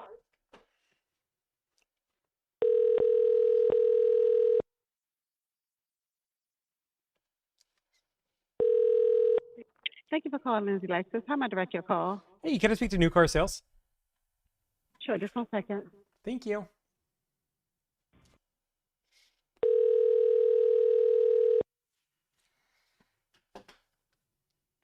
Thank you for calling Lexus Sales. This is Chris. How can I help you? Hey, Chris, I just want to see if you guys have a car available. Sure, I'd be happy to help you with that. What's your name? I'm sorry. My name's Tom. Nice to meet you, Tom. Nice to meet you. Likewise. And was that a new or pre-owned vehicle that you It's saw? brand new. Brand new. And give me 1 second here. Did he give me his name? Or did I just miss it? Pulling it up right now. And do you have a stock number or anything handy that I could look that vehicle up with? I do. It's L as in Lexus 52523. See? That's why I like to have you guys here. I just didn't know the guy's name. Just a second here. You're good. Take your time. I got nowhere to be.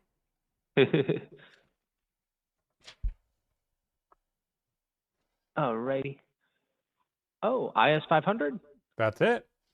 Nice. So let me see here. It looks like, bear with me a moment. That one's not physically here yet. It is on the way to us. It looks like it's already reserved to someone's name. However, if we can definitely let you know if that falls through. It's just hard to say right now, just because the car's not hasn't arrived just yet. No worries. I appreciate it. I'm gonna keep looking and calling around to see if I can find one available. I don't like to be like second place and rely on that, but I appreciate it. No, for sure. And Tom, what's your last name? I'm sorry. Mikula, Mikula. ULA. And best email for you, sir? I don't use email. I think it's the devil's work. No. Nothing wrong with that. Are you local to us? Do you live a little farther? I'm in New York. I'm in Floral Park. Oh, sweet. What I can do, before we hop off, if you don't mind, I'm just going to put you through to my team member, just in case something does happen, so you have two people who knows what's going on over here. Okay, you want me to talk to your team member? Yeah, just say hi so you have a second point of contact. Sure. Awesome. One sec.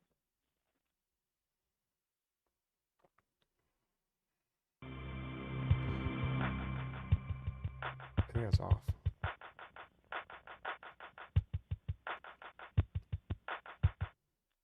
Hi, this is Kyle, sales manager at Lindsay Lexus. Hi, how's it going? Going well, going well. How's everything going with you? I'm just living a dream. Love it, love it. All righty, I hear we are looking for an IS 500, is that correct? That is. Is this Tommy? Tommy? Tommy Makula? That is my name. I listened to your how can I say your videos on Facebook. Oh, that's on Facebook. Oh my gosh, that's the most toxic of all the platforms. Yeah, like the little clips. So Yeah. fair enough. That's me, the Facebook guy. Fair enough. All right. So yeah, unfortunately, that one is already committed to a customer. Currently, we do have a deposit list on them. No worries. I'm gonna keep calling around to find one. I just started calling on it, so I'm hoping somebody has one available and does something on it. But I appreciate it. It's good to meet you.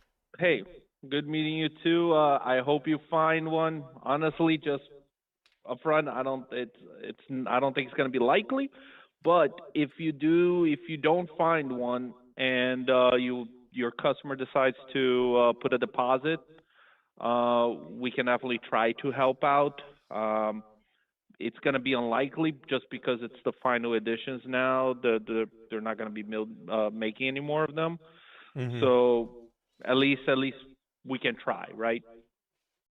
Yeah, no, I appreciate it. Yeah, and I know, and that's kind of what my thought process is. My clients want to look nationwide on it, so I'm gonna keep calling around to find one. But it's good to know I have somebody that knows who I am that might be able to find one. But that work either way. No problem. I also put notes here on my system in case one of these two deposits, because I got two incoming. I have one that's in freight status and another one in allocation. If any of these deposits fall through for any reason, I'll give you a buzz back, okay? Yeah, I appreciate it. Thank you, man. I appreciate that. If one falls through, let me know. Will do. You have a good one. Hey, you too. Bye.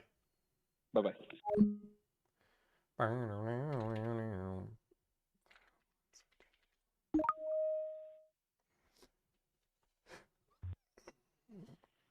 Your call may be recorded for quality purposes.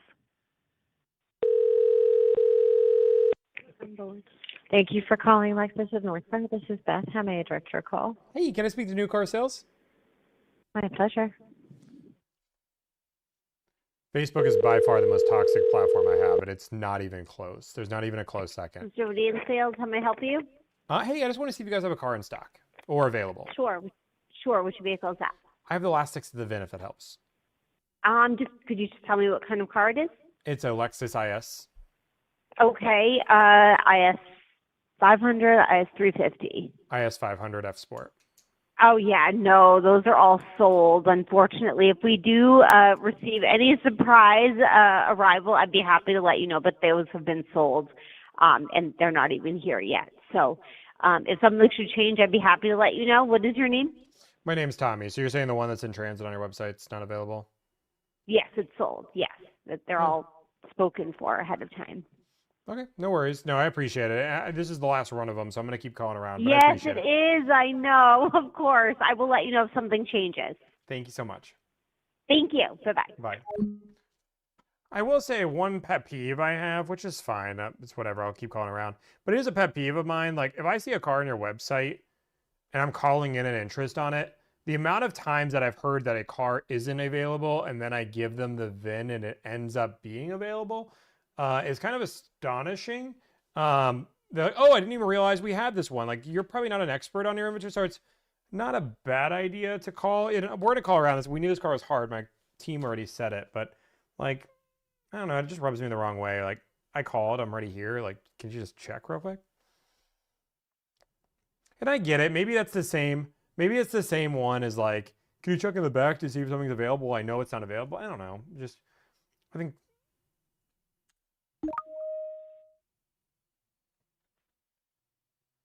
This call may be recorded for This quality one assurance. says sales pending, so I imagine it's pending, but I'm going to check.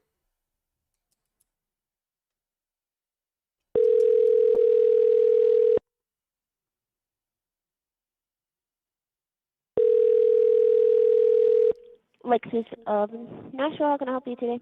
Hey, are you in new car sales? I am not, but I can get you to someone in sales. Is that okay? That's perfect. All right.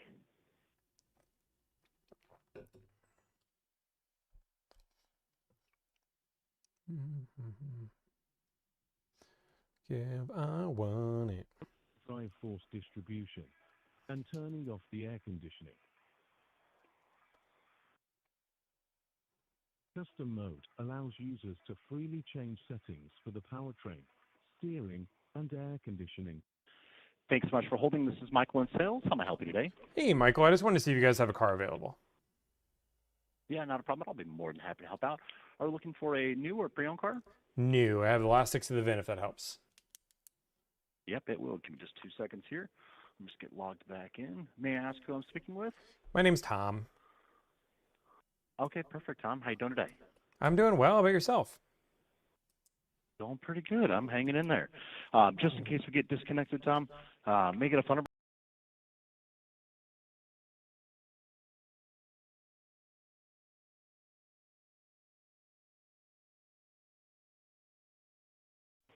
Perfect.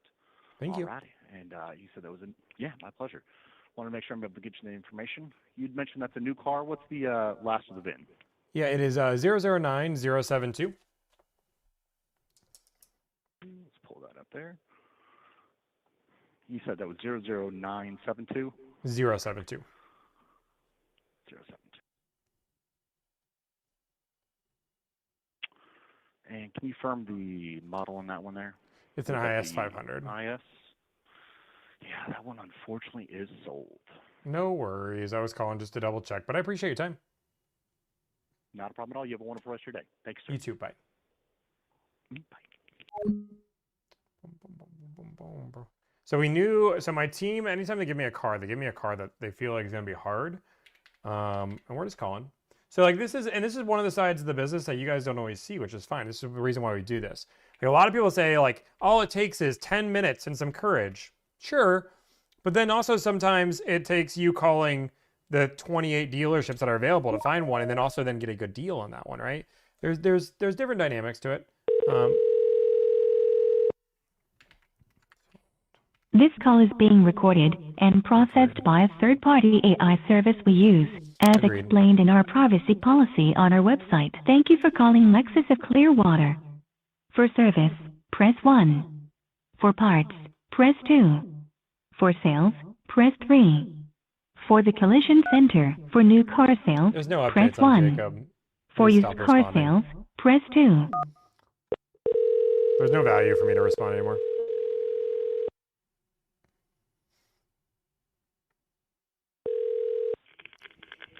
Thank you for calling Lexus Clearwater. It's Patrick speaking. How can I help you today? Hey, Patrick, I just want to see if you guys have a car available.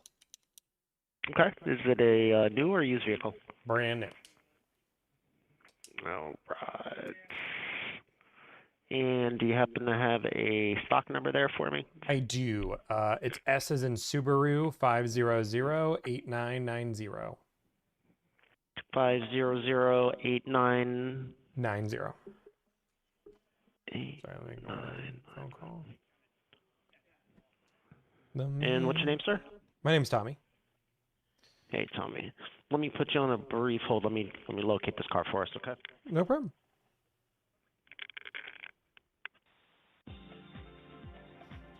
Wonderful. Thank you for calling Lexus of Clearwater. Conveniently located at 27. I wanted this car, but it was suit sought after and dealers want markup. We are proud to be a part of. So the last deal we did on this one was MSRP, and then the two of them we did $1,000 off MSRP. It looks like it's a hard car, so finding this one might be part of the accomplishments, but we'll try to get $1,000 off at least.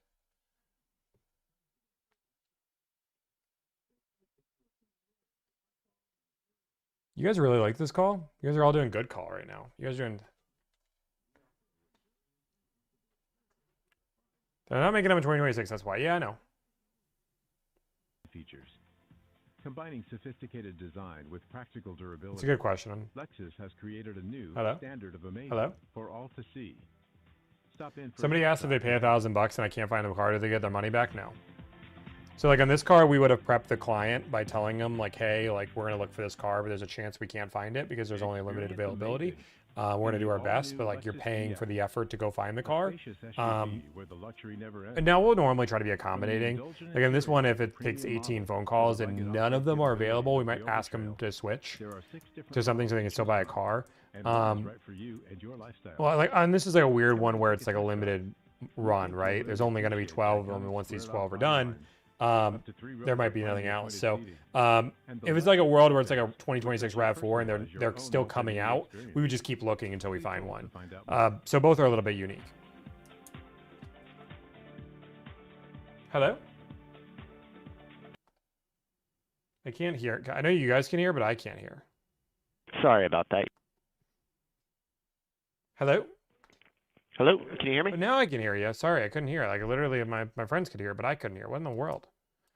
No, no worries at all. So I located that one. It's the IS 500. Yes. The Cloudburst and Black New Lux. So currently that one's already been reserved. I have 3 500s allocated to me right now, that being one of them. All 3 of them have reservations on it. Bummer. Not to... Yeah. I know Lexus is getting away from the V8, so... I mean, a lot changes. None of these are here. All of them are still in the build phase. Let me take a look at something real quick. So what we'll do for this client is we'll do all the research, and if none of them are available, we're gonna make a decision like, hey, there's nothing available. We haven't found a single one. So like, do you want to open up your colors, or do you want to go to a different option? It might be something arrival date for this one that you actually called on. Nor this one. And my next one isn't due until the end of February. Oh, this one's an Ultimate Edition. That's nice. What I can do is just kind of stay in touch with you. People back out all the time, man. They, or they get tired of waiting, or they're shopping around and they find us someplace else first. I mean, it's usually pretty fluid. Sure, if you're cool you can take down my information. That'd be great. Okay. Is this your cell phone? 980-446-3154. That's it. All right. I'll actually text you from my cell, just with all my contact info. And then I'm going to create just a little note in here to keep an eye on the 500s. And if something changes, I'd be happy to give you a call. Hey, man, I appreciate it. All right. No worries, Tom. Sorry, I can't get to that reservation in yet. No worries. All right. Thank you. Have a great day. Bye. Did it leak? How is it leaking? Why is it not muting that? I mean, it's fine, guys. The number gets rotated all the time. But just for that, we'll mute this line. Why is that not working? Yeah, but I mute both. It's fine. Oh, guys, we rotate through 7 different numbers, so it's not a big deal. That number is now muted, and I won't hear for it for the rest of the stream.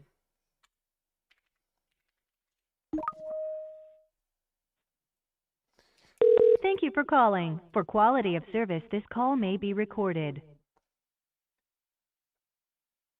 Thank you for calling Lexus of Sarasota. This call may be recorded for quality assurance. For service, press 1. For sales, press 2.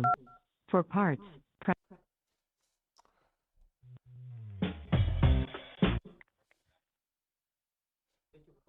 Sarasota, this is Josh speaking. How may I help you?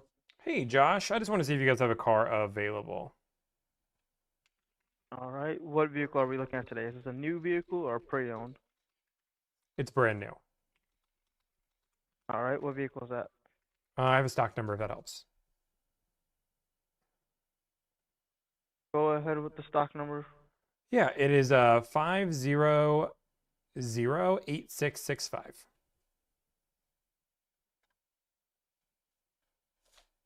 You said 500 8665. Okay, yes, this is the blue IS, correct? That's it.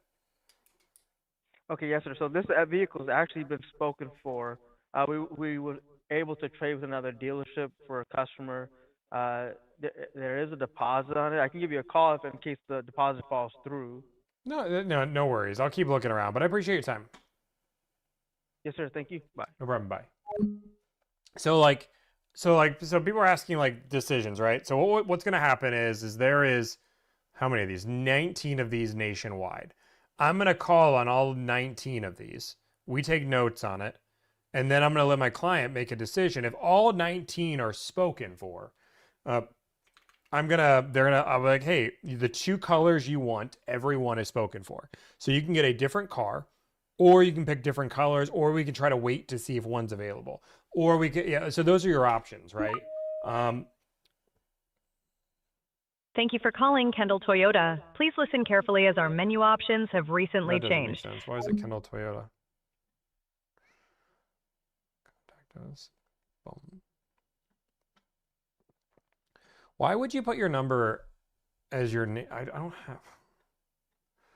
Oh my God, this dealership is going to annoy me.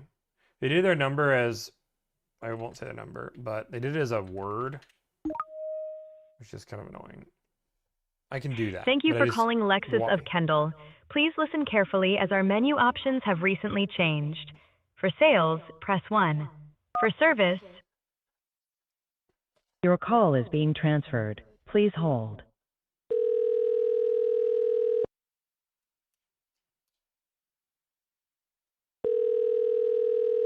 What's the biggest you've made as a company?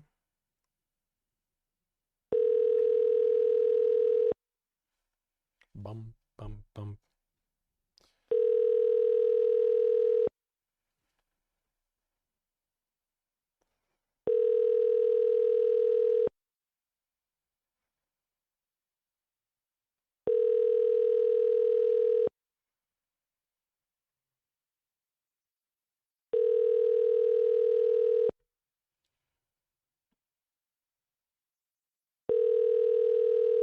It's a good start.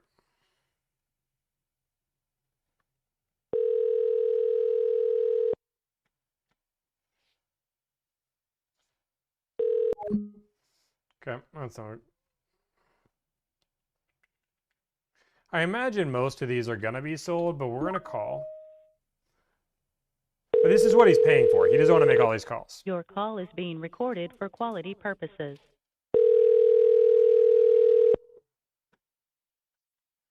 Thanks for calling Lexus Center of Miami. How may I assist you? Hey, are you in new car sales? Yeah, this is. Hey, I just want to see if you guys have a what's car available. Okay. Let me take a look really quickly. And what's the vehicle of interest? I have a stock number if that helps. Oh yeah, that would be perfect. That would make life easier. Let me get my search bar. No worries.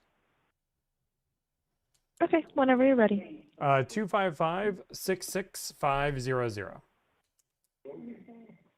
Is it the 2025 Lexus IS? Yes, it is. So this one is in build phase. Let me see. What I'm gonna do is I'm gonna talk to one of my.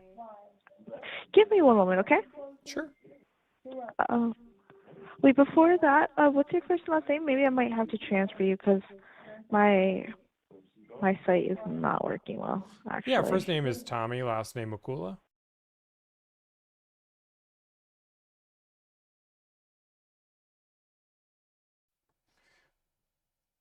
I'm just testing my mute. Could you guys hear any of that when I muted? Was there like an echo still, or could you hear that? Okay. Because what I normally do is mute both lines, so like there's no way to hear me, but I think what's happening is I'm muting one line and not the other line. That's my only guess.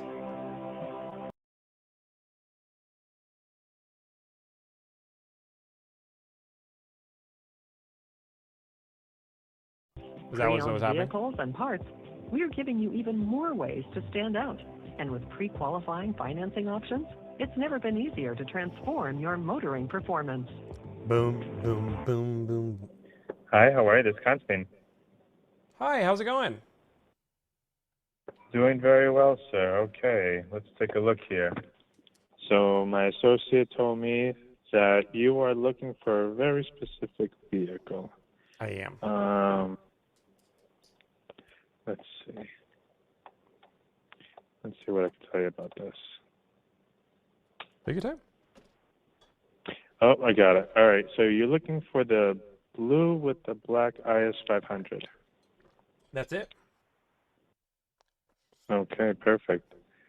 So let's see, when is this car estimated to be arriving here? It's a good sign. We haven't heard it's sold yet. So should be arriving. It's hard to say because it's coming off a ship. Should be arriving in about 2 weeks, though, give or take. Okay. Are you local by chance? I'm not. I'm out of state. Gotcha. Where are you calling from? From New York. No way. Which part? Floral Park. Floral Park. Wow. I haven't heard that in a while. I'm actually from Dix Hills, Long Island. Oh, really? Yeah. My ex-girlfriend lived in Floral Park. Wow. The only town where every street is a flower name. That is insane. It's not Jill, is it? No. Oh. No. I just literally made up a name in a world that maybe you just somehow knew a Jill, and that would have been just funny. No, her name was Katie. Okay. I should have went with a more popular name. That would have been Katie's more. Okay. That's right? Never mind. Then I would have been like, well, how did you figure that out? Yeah, right? That would have been crazy. I'm like, oh, yeah, I hear about her all the time. So is this car available then? It is available incoming. However, there is a markup on it. Let's see. We started from the top. Now we're here. What's the markup? I know. Listen, it's not my choice to decide. Just my job to enforce. But it has been proven that there are people who have a hard time finding it, and our markups aren't that bad. So our markup's about 15,000 over.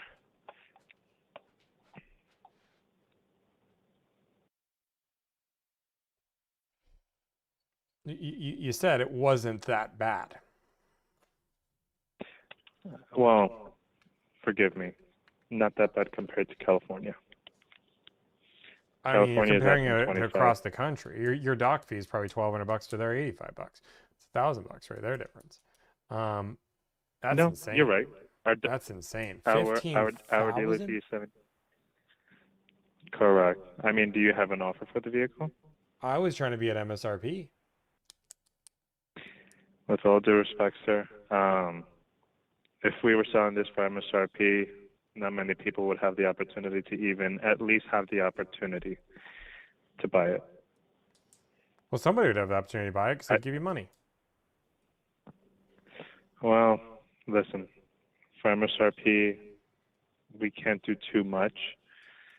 I have been offered MSRP on this particular vehicle before. Wasn't allowed to accept money. Wasn't allowed to do anything.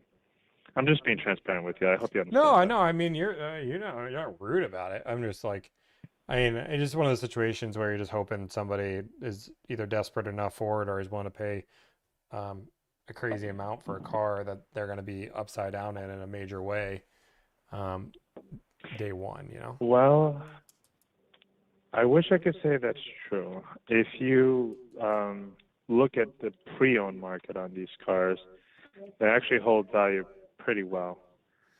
So it's a little bit difficult to say. I mean, I feel confident if I go to the used car market, I'm not going to find them above MSRP. You might be around MSRP, which you can make an argument, but 50, they're not selling above MSRP. No, you're right. I mean, I just Google it just to look at it. A certified one, IS 500 with 2,200 miles is going for 79,900. Another one with 3,600 miles is going for 77,900. So you're right. You know, I'm looking at you. But I'm I just see going one at off what 70, I'm one at referencing 69. Wait, sorry, these are all new. Yeah, these are used. I see them all around MSRP for used, 70, 71, 72. There's some outliers, like one in Texas for 77. That's kind of insane, right? But these are all 2025s. You know, so I mean, you can make an argument that the markup is there and it could be justified, but 15,000, you're going to be. I mean, that's the craziest number I've heard today. Well, let me ask you, what is an offer aside from MSRP that I could go to my manager and say, hey, listen, I have this customer. He's from New York. He's looking to pay X amount of dollars. Yeah, I would pay $2,000 above MSRP. That'd be the max I would go. Okay. Okay, no problem. I understand that. Yeah, I mean, if you want to shoot that and if that makes sense, then that's great. Then the $2,000 would be the max. So can I ask you, why are you offering $2,000? I mean, I'm only asking because I had a guy literally call from Texas today. He was talking to a dealer in RVC, and I guess the Lexus dealer told him $15,000 over as well. So is that what this car is going for over there as well, or have you been told different? No. So I mean, I haven't called Texas yet. That'll be the market, but just because somebody offered $15,000 doesn't mean that's what it's selling for, right? Everybody's trying to get the moon and back. The problem is that there's only going to be eventual value on what they're going to sell for, and that might be $15,000, or you might be right, or it could be MSRP. I'm not willing to offer a little bit above MSRP because you guys are making a healthy profit at that point. You guys are making a little bit of extra, and the car still isn't sold yet at the $15,000 price point. So most of these are pre-sold for a reason, but at $15,000 it's not pre-sold. So where does that number become a sweet spot? That's a good question. $2,000 over is a little bit above what they're going on the used car market. Makes sense. Otherwise, why wouldn't I just go buy one with 800 miles on it used, right? True. I mean, listen, you're not wrong. I guess at the end of the day, it's just going to be dependent on whether you want it used or new. You know, would you be willing to offer meet right in the middle, 7,500? I mean, so I'm looking at one in Florida right now that is 2,000 miles on it. It's 69,000. With 3,000 miles on it. So like the argument's making, is it worth $7,500 to have 3,000 left? This isn't a collector car. Like, it's a nice car. Don't be wrong. I like it. I want it, but it's not a collector's car. It's not going to appreciate in value. It's not, you know, this is one of those cars that's going to maintain for a little bit and dip down. So I'm willing to pay above and beyond that. But if the market goes $7,500 above, it just makes sense to buy used at that point. But this is above MSRP. This is above what the used car market's going in Florida. Yeah, I mean, I'm seeing multiple. Yeah. No, I understand, and you prove a very valid point. But I do think these cars are probably going to maintain value a lot better than your typical like M6 or like M8 that depreciates like tanks. I mean, shoot, I don't know if you're a fan of cars and bids. I saw an ISF 2011. Guy kept it in good condition. Sold for 28,000, and it had 120,000 miles on it.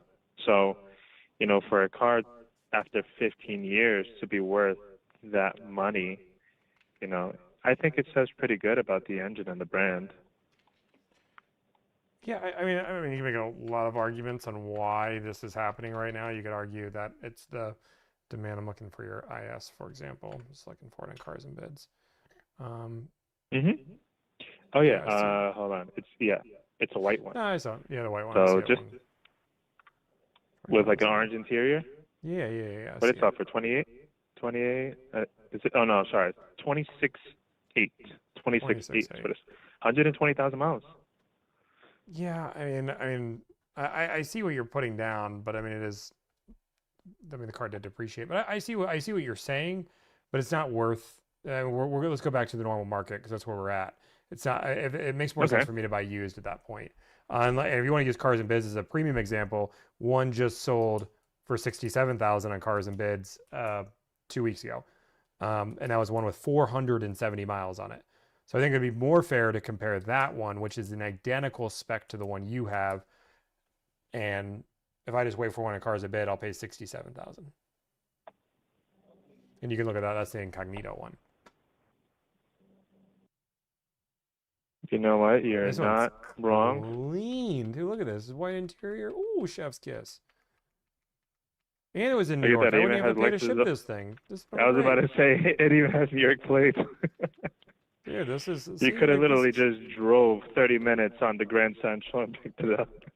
I mean, this is where the market is. Cars and bids. That's a good one. I agree. Let's go cars and bids pricing. I'm down to 67 now. Look at that. Now listen, that's already a used You know what? car. I'll be nice. I'll go 2K above still. I'll be nice because I feel like it's a good deal. 2K above. Bada boom, bada bing. Come on, work with me. You're from Floral Park. What do you mean? I just found one at one point we were $5,000 that sold 3 weeks ago. I don't need this car today. I'll wait till the next one on cars and bids comes up, and guess what? I'll get it. I mean, listen, if that's your perspective, then that's definitely your perspective. Who am I to tell you what you spend your money on? I just have my rules that I have to follow. I like to keep my job till tomorrow. If not, my girlfriend's going to be pissed at me. I appreciate it. Your boss is not going to let you even entertain it. Not like I mean, I get like if he says no, I'm fine with him saying no. He's not going to entertain my offer. Well, no. I mean, listen, I'm going to speak to him. All offers, all proposals for these vehicles, they go directly to him and no one else. There's not even another manager that I could say, you know, put you on hold and say, hey, listen, is this an offer that you'd entertain? Only goes through him. They're going to tell me the same thing. Like, just wait for my GM. I mean, that's fine. You can do You that. know? I'm going to keep calling, and I feel confident. If I keep calling, I'm going to find one. Because my name's Tommy. Because your name is Tommy? I'm just very persistent. I gotcha. No, completely understand. I mean, listen, I can only do the best on my part, and I'm sure you're going to do the best on your part as well. But I will relay that to him. And if he gives me good news, great. If he gives me a counter offer that we could possibly meet somewhere, you know, I hope that we can make a deal. No worries. I'm gonna my next call is to Pembrooks. How much do you think they're gonna try to charge me over? Oh, that's a sister store. Same exact thing. Probably worse. Well, maybe I'll find somebody that's willing to negotiate over there. That's my next call, so I'm gonna call them next. All right. Let me ask you something. There was a deli in Floral Park that she would take me to all the time. What's it called? It was on the main street. I don't even know. No, it's a deli that everyone used to go for the sandwiches. Gosh, how could I forget? We used to go almost every Saturday. Well, if you don't remember, then that's fine. No, yeah, I don't remember either. No, it's all good. But yeah, like I said, I will like relay Cats it to or him. something. And, Is that what you're thinking? Katz's Deli. I think that's it. Yeah. That's it. Okay, that makes sense. I think it's a little overrated personally, but. Well, listen, she dragged me there every Saturday, so. Well, they had a pretty good chicken cutlet sandwich. Oh, I never had the chicken cutlet. Maybe that was my answer. Oh, maybe. But, Do you like Jersey Mike's? All right, I completely understand. I'm just kidding. Just kidding. Jersey Mike's, no. No, Okay, no, go no, go no, talk to your manager. no. Let's get this deal done. I'm gonna call Pembrooks, and they're gonna sell me this car for 2K Overwatch. Listen, all the power to you, but you know, like I said, they're our sister store. I pretty much know how they operate, know how they work, everything. Challenge But, accepted. Yeah.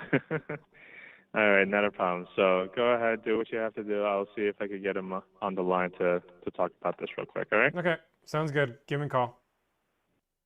All right, sounds great, Tommy. Thank you. All right, bye. Wasn't a bad conversation. Like, I'm not mad about that, right? Like, he's allowed to charge what he thinks it's worth. And he tried to justify it. He didn't do a bad job even justifying it. I don't know what's happening. My computer's frozen. Is it 984? This is such tiny print that I can't even read it.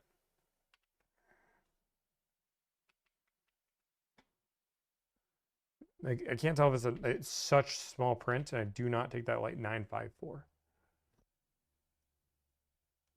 It's the 5 and the 8 could be either one. Their font is weird too.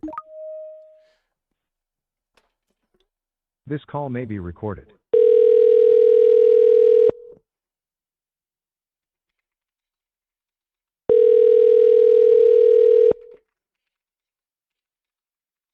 Brick Pines, can I help you? Hey, can I talk to New Car Sales? Of course, one moment.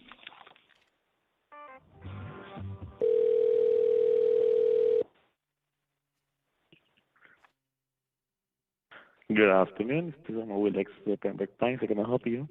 Hey, I just want to see if you guys have a car in stock. Not a problem. It's a new car. It is. Or, yeah. I have a stock number if it helps. Okay, no problem. Can you give me the stock number? Yes, it's 256-759-00.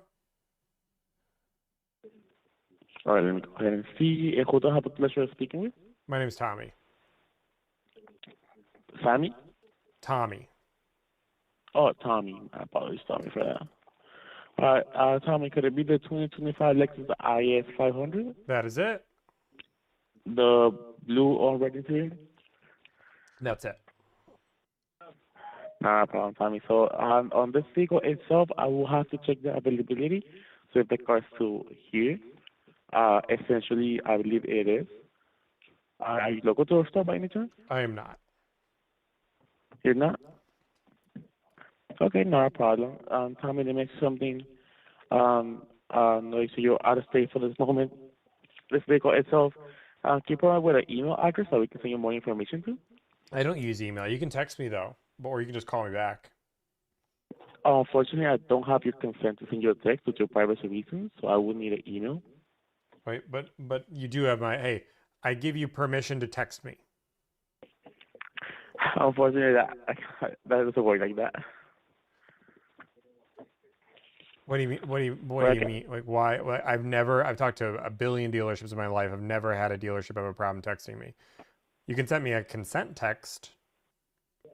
Yeah, so here in our store, I can send you that consent text until, I actually have your consent. You have my consent. You can send it. You can 100% send a consent text as the first text. That's totally, the government allows that. Oh, I know, but here in our dealership, unfortunately, I can't do it like that. They don't let me do it. We always simply ask for an email so we can send you like a consent form, or you can go to our store, Lexus LPP, and you can go ahead and type the text through there as well. Are you? I don't know. I don't mean to question you because it's your job. But if you're telling other people this, are you sure? Yes, I'm 100% sure. Because I'm going to tell you, I've talked. I'm just going to spill the beans. I've talked to 10,000 plus dealerships. This is the first time I have ever heard this, and I've called your dealership before.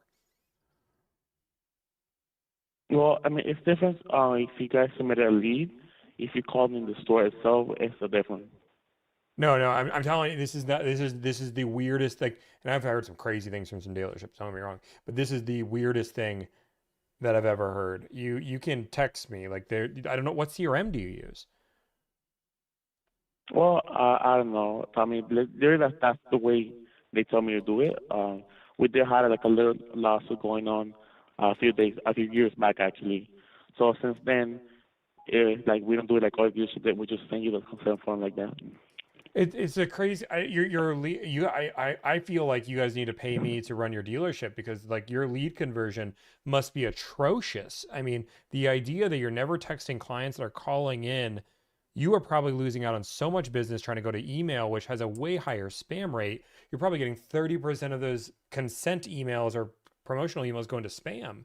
You're losing out on people that are calling to your dealership because you're not texting it. This is insane. Can I talk to the manager just so I can try to sell them on just fixing their system?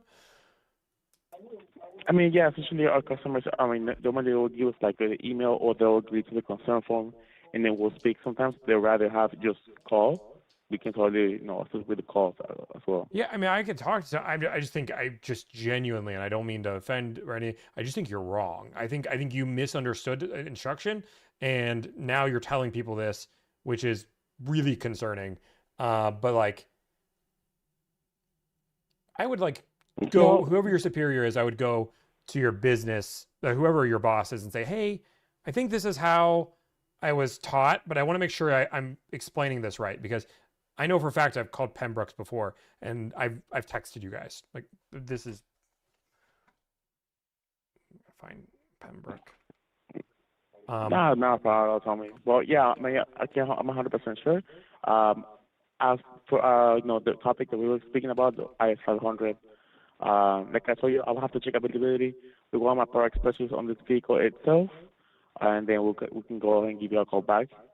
Or were you looking to, finance this vehicle, Yeah, lease Lexus. it, pay cash? Ash Edison. Is Edison work there? Edison? Edison.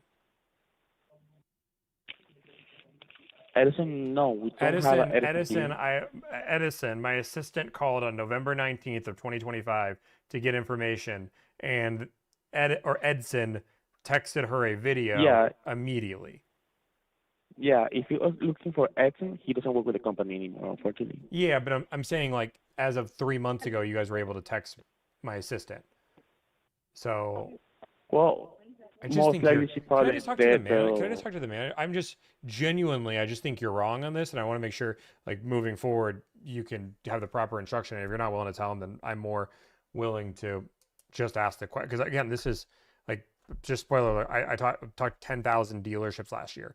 Like I talked to dealerships. So the idea that you guys don't have this car and you guys can't, or the idea that you can't text, that's just wrong. And if so, then you guys have a vast misunderstanding of how the law works when it comes to consent of text. No, I mean, I understand where you're coming from, obviously. Actually, yeah, you remind me of someone whose name's Tommy as well.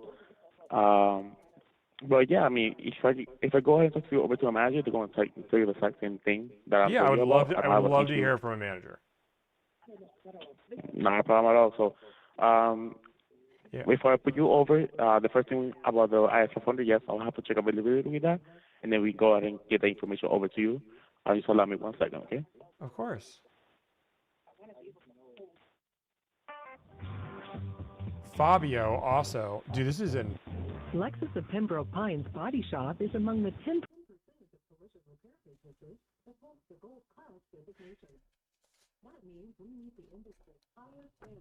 It's and at this point, guys, I'm sorry, like, but like this is something weird to me, and it's just gonna bother me till the end. Like, if he doesn't want to do business with me, just doesn't have to do business with me. But we've called. I'm looking in the past because obviously we've gone through this. But like Fabio is another person. Literally, hi, this is Fabio Vargas at Lexus of Pembroke. May I text you? Reply yes. Like, we've gotten this text before. That was November 19th. That was a different deal. I'm just like,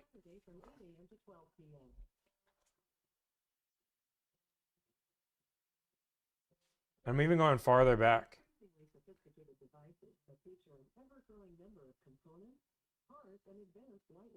Subaru We do a lot of business in Pembrokes. This is in.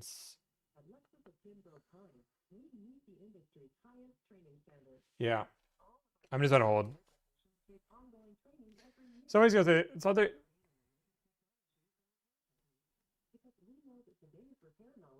It says they're not open. They're not open at 6 o'clock on Florida. That's insane.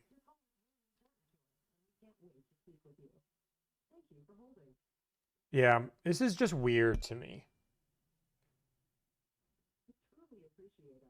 It doesn't. We can hear that you're on hold. I understand that, guys. I don't have both muted. Like there's a slight echo. It's very quiet. Yeah, he's definitely. It's either one of two things. He's lying, which he might be, but that just seems weird.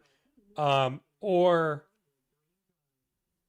he's just severely mistaken.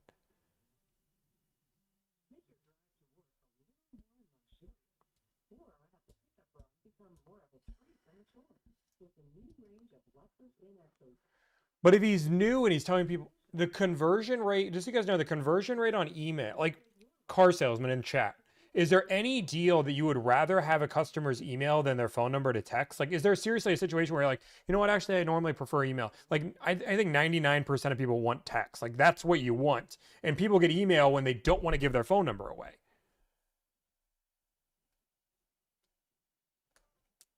Everybody would rather the phone, because the phone number, you also have the ability to call.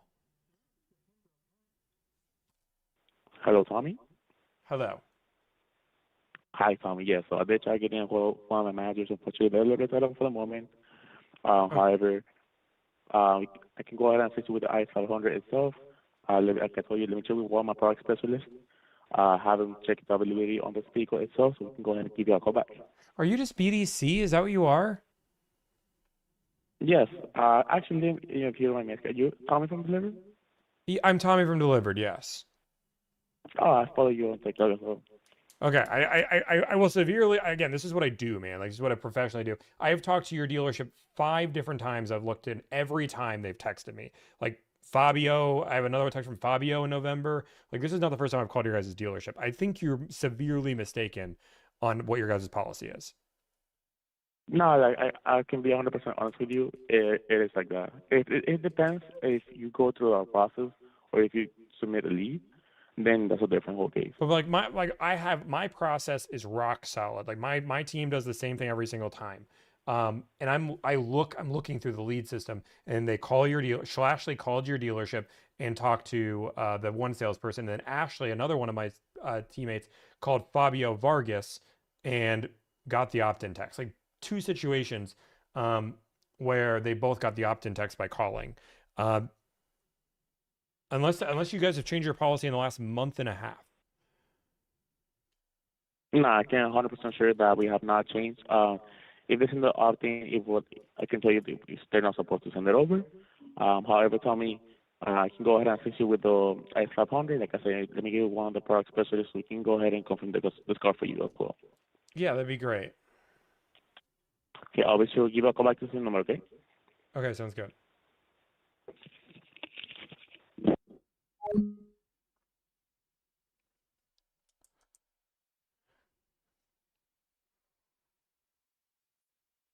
It just doesn't make, there's like, and don't get me wrong, the consent laws are becoming more like, let me be super clear. The consent thing is real, right? There is a new scam that's going around right now where people are going through and texting like as many businesses as humanly possible, trying to get the opt-out text or not getting that opt-in text. And when they say no, continually texting them back. And when they get a text back, there's a $5,000 fine, and that person makes money from it. So if you end up opting out of a text and then you end up getting a text from that person, there's a huge fine to the business. I know this because I've talked to the people. This is a big deal on our side. We have to make sure we opt in and we do our side as a business as well. Like there are people that will opt out and then try to get you to text them back. Our system was pretty good with automating it, so that doesn't happen. This is Tommy.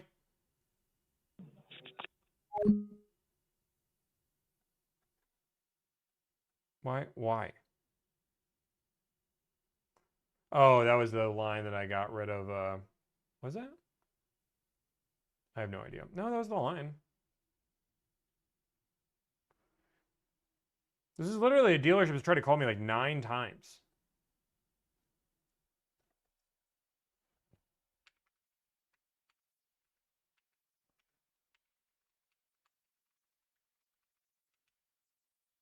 Yeah. That's insane. I'm just like, and it's like not the end of the world, right? I'm just gonna keep calling other dealerships, but it's just weird. We're gonna call. I'm gonna start calling Texas now. This is the dealerships that I was. No, wait. I'm trying to decide if this dealership is the North Park is just the dealer. It's not North. It's not the right one, right? We're not thinking the same. This doesn't look familiar at all. North Park is not the one. They have way too many employees. Never mind.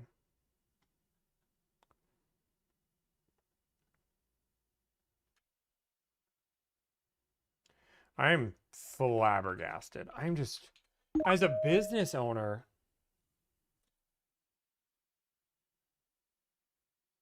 This call may be recorded for quality assurance. It just doesn't make any.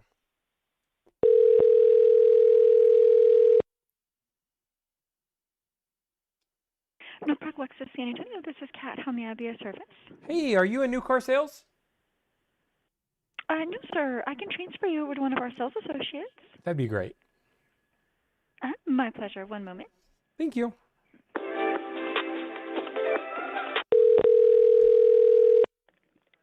Good afternoon. This is Noe. Hey, I just want to see if you guys have a new car available. Okay. Yes, sir. Would that be? Actually, you just said new. Give me 1 second. Let me get there. Of course. Who do I have the pleasure of speaking with? My name is Tommy. Tommy, pleasure to meet you. Okay, I am there. I don't need a stock number or a VIN number, the full. Anyway, I just need the last 4 numbers of what you're looking at. The last 4 numbers is 8930. 930.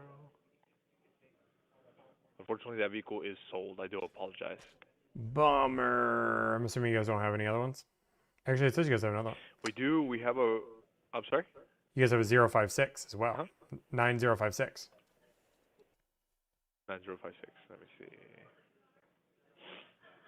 Is it an IS 500 as well? Yeah. Got it. Yeah, they're all reserved. I did pull it, and that was reserved as well. The only one that we do have that is available is a 24. A 20, like a new 24?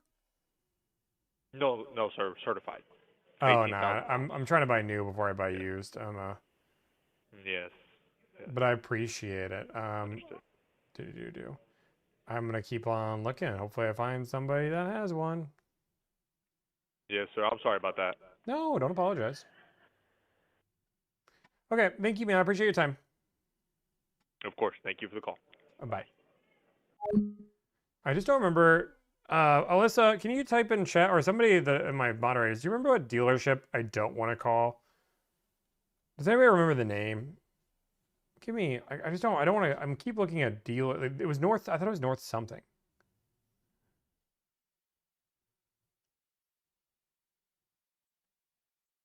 Like I'm looking, I remember seeing their website really well. It wasn't Park Place.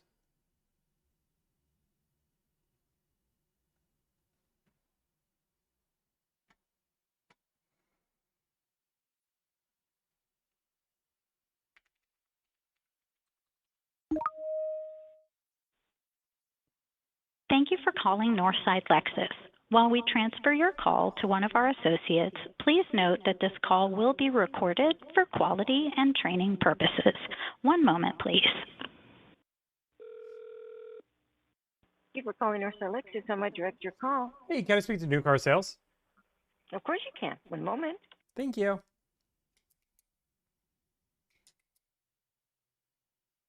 This is Jesse, New Car Sales. Hey, Jesse, I just want to see if you guys have a car available.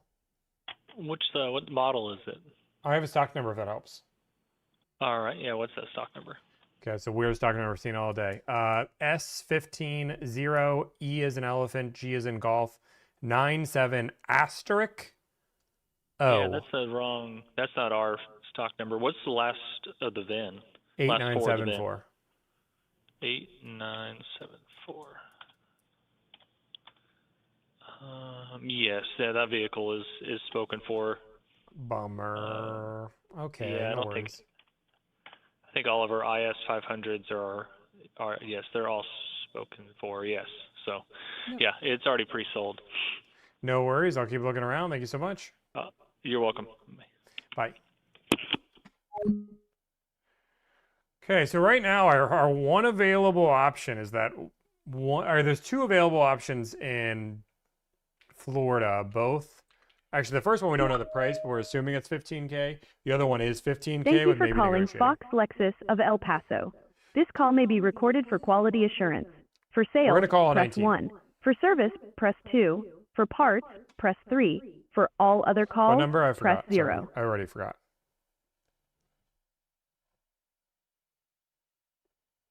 Thank you for calling Fox Lexus of El Paso. This call may Copyright. Wait. Thank you for calling Fox This is Alexis. Hi, Alexis. I just want to see if you guys have a car available. Is this a new or a used vehicle? It is a new vehicle. Okay. Do you happen to have a stock number? Great question. Stock number. I don't see a stock number, but I do see the last like 4 of the VIN, 6 of the VIN. What is it? It's an IS 500. It's an IS 500. Okay. I don't think we do. What is this? What is the last four? The last 4 is 8952.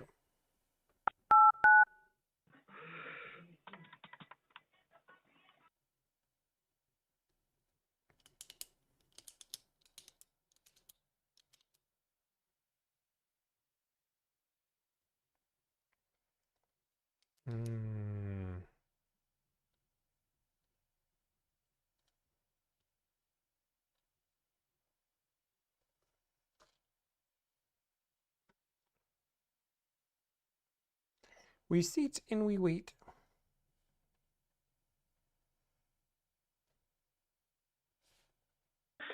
No, sir. Unfortunately, the last one already sold. Okay, so the one that says call for availability, this one is sold, this 8952?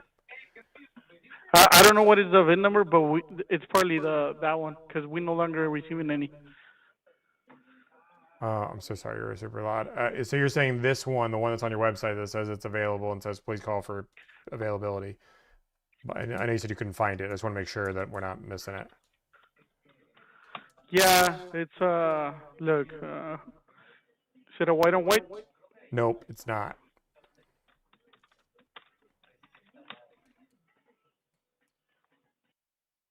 It says it's on the way to the dealership and it will be here from 2/3 to 2/9.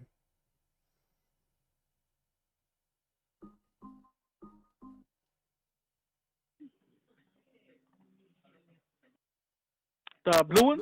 That's it. Okay, let me try and see if it's available. It's partly reserved. Give me a second. Sure. Small things, like, I hate when people are like, they don't even look. So I did call you. I'm spending time with you. At least just look. Confirm that it's a vehicle. Because if it is available, I'll be on. Yeah, it's reserved, sir. Sorry about that. Okay, it's reserved. Okay, sounds good. All right, thank you, sir. Bye-bye. Bye. I'd fire that car salesman in a heartbeat. I rarely say that because I'm not mean, but that guy was rough. It's like the zero enthusiasm that I've ever, like, that guy just did not want to be at work today. Any of my employees ever spoke to anybody on the phone like that? Welcome to Bergstrom Lexus of Madison. Press 1 for sales, 2 for service. They just wouldn't have a 3 for job. You should fire him. If you are the GM, fire him. I'm calling Bergstrom Lexus of Madison. This is Carlos. How can I help you? Hey, Carlos. I just want to see if you have a car available. Sure, yeah. I can take a look. I just picked up on the front desk here. I'm going to go and just transfer you over to my desk line. One moment. That's fine.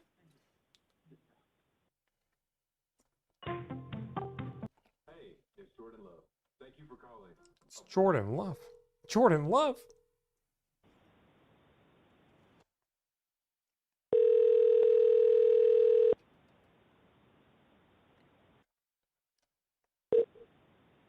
Thank you for holding. Is this a new or used vehicle that you were looking at? It's a new one.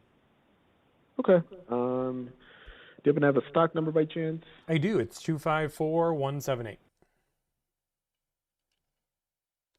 Okay, we're looking at the IS 500. That's blue it. with black. Cool. The vehicle does show is currently still available. Okay, what's the price? The price is $69,848.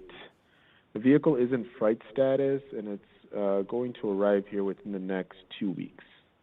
Okay, and then any dealer add-ons, anything crazy? No dealer add-ons. We do like to, usually on our first proposal, we'll just present our packages that we typically offer all of our guests.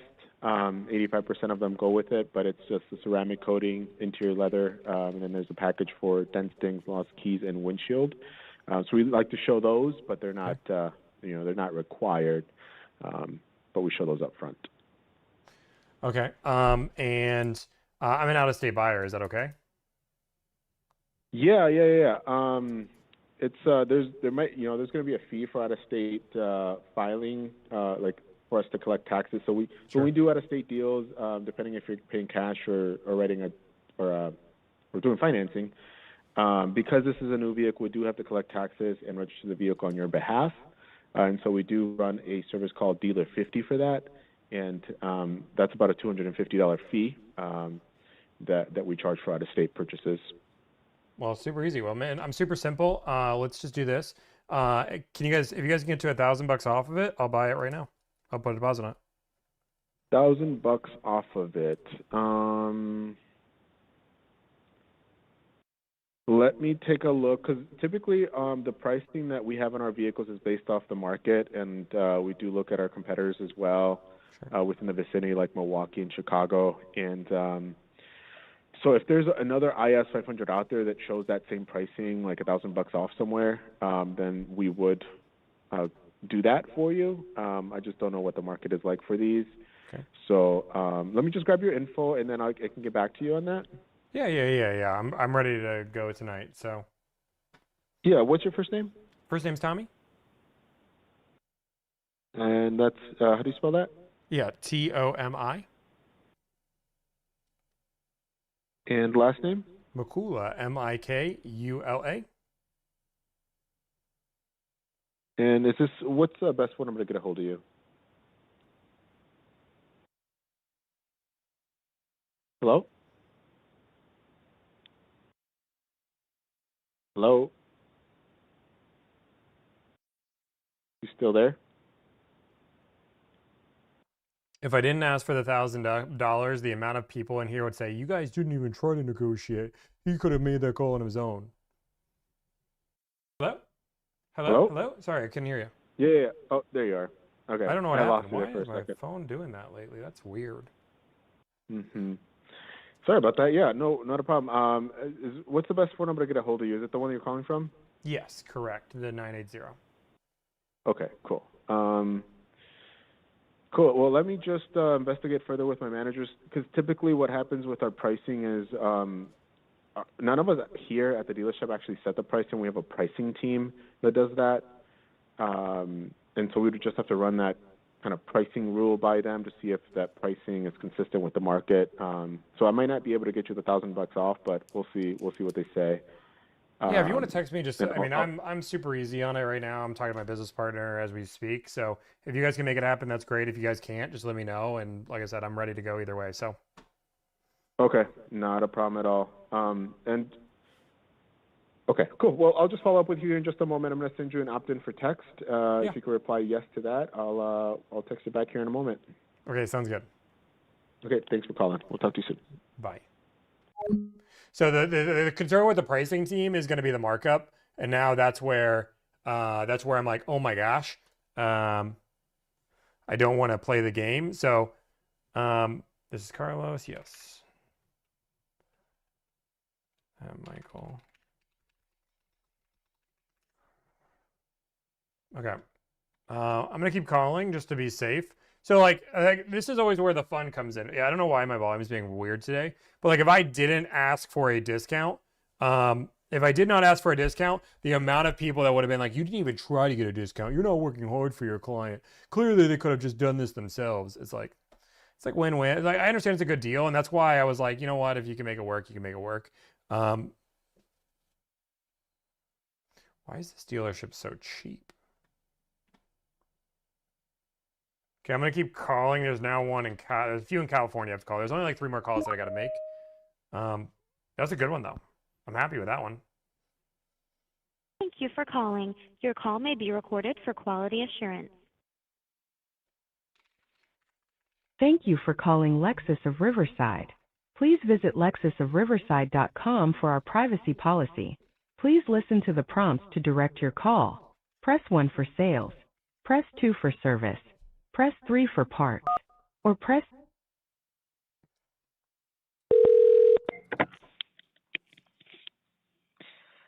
Thank you for calling Lexus of Riverside. This is the sales department. How can we help you?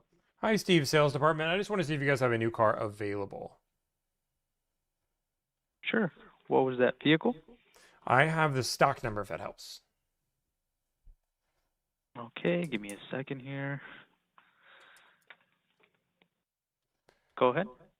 Stock number 00253094.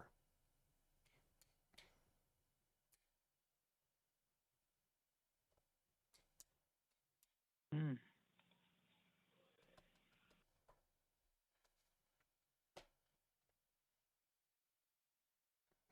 Do you know the model of the vehicle? It's Doesn't the pop up. IS 500.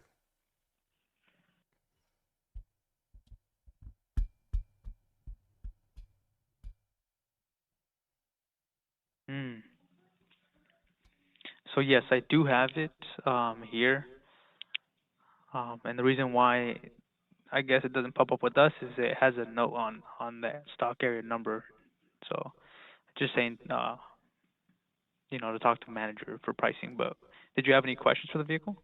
I was hoping to talk to somebody about pricing. It's probably Okay. a good sign, right? It'll be with the manager. I can get you a hold. It's just that they are selling the car over MSRP. So Oh, is that what the note says, or is? yeah.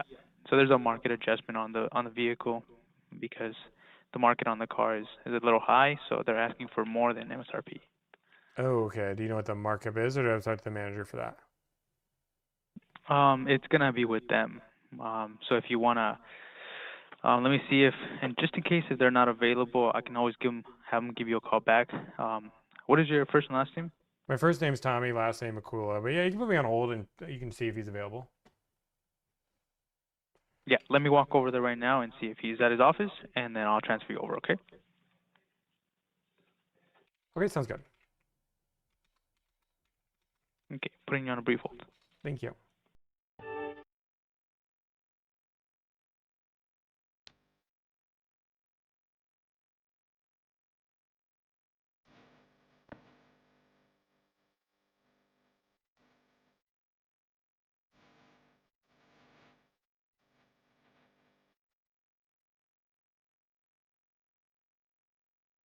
Wait, sorry, old music's.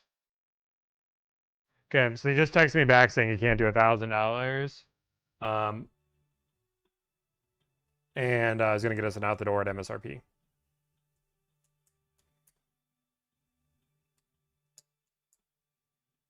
Tommy seems tired. You seem tired. I've been live for 2 hours, 19 minutes.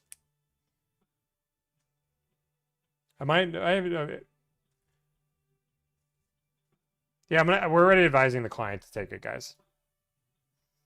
We're already advising the client to take it. So like on those deals, like this is one where it goes fast, right? You've seen how many calls we have. We couldn't find one. One's 15K. We're gonna keep calling, but Michael's already working on closing it.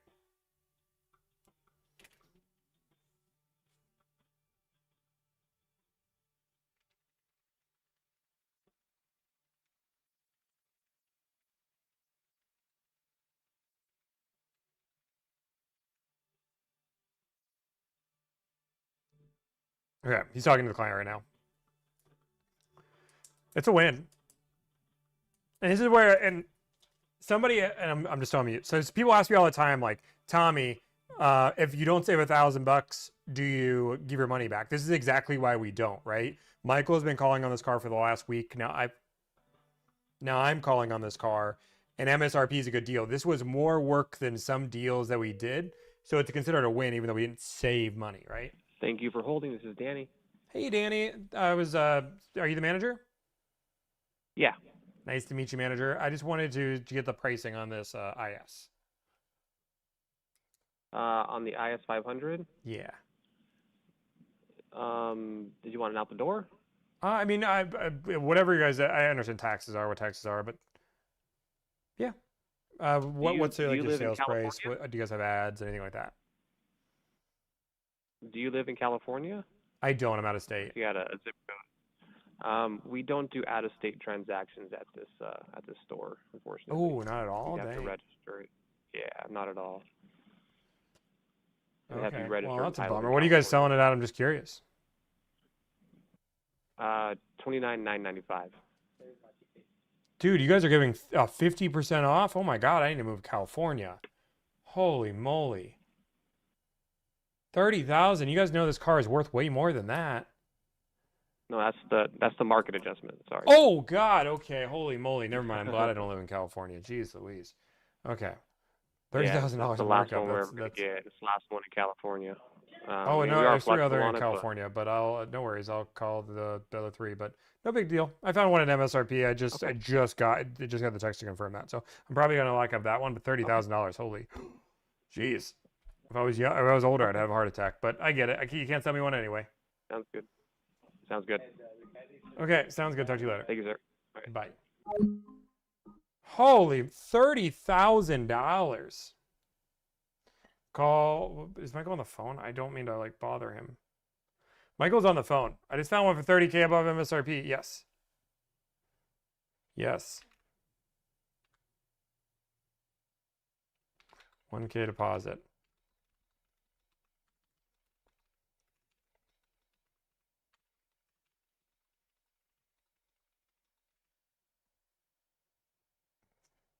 All right. Oh my gosh, that's 30,000. This is where dealerships get greedy, right? And this is like $30,000.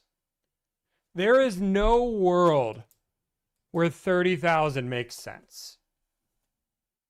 No world where 30,000 makes sense.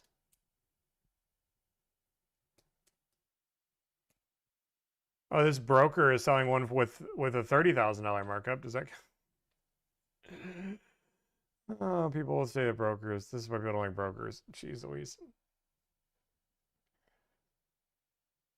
Is there a buyer willing to pay that? No, they're hoping for somebody really stupid with a good amount down.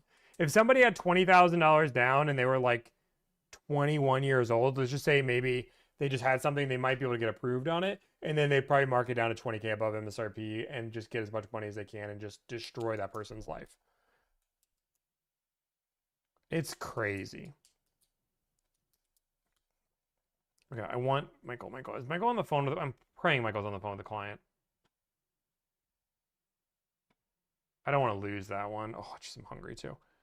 Is Juliana at yoga? I think so.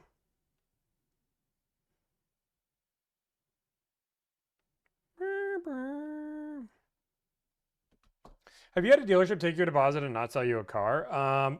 No.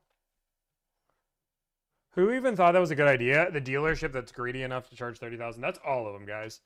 The only other 2 are sold by brokers. That's all options we have. We're out of options for this car. If he wants this color, this option, this is what he gets.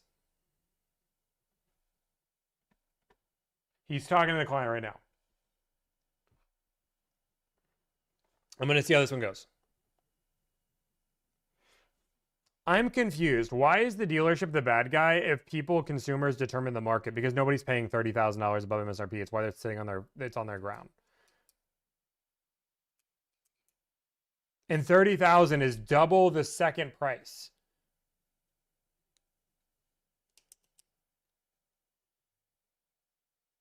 Like, that is this.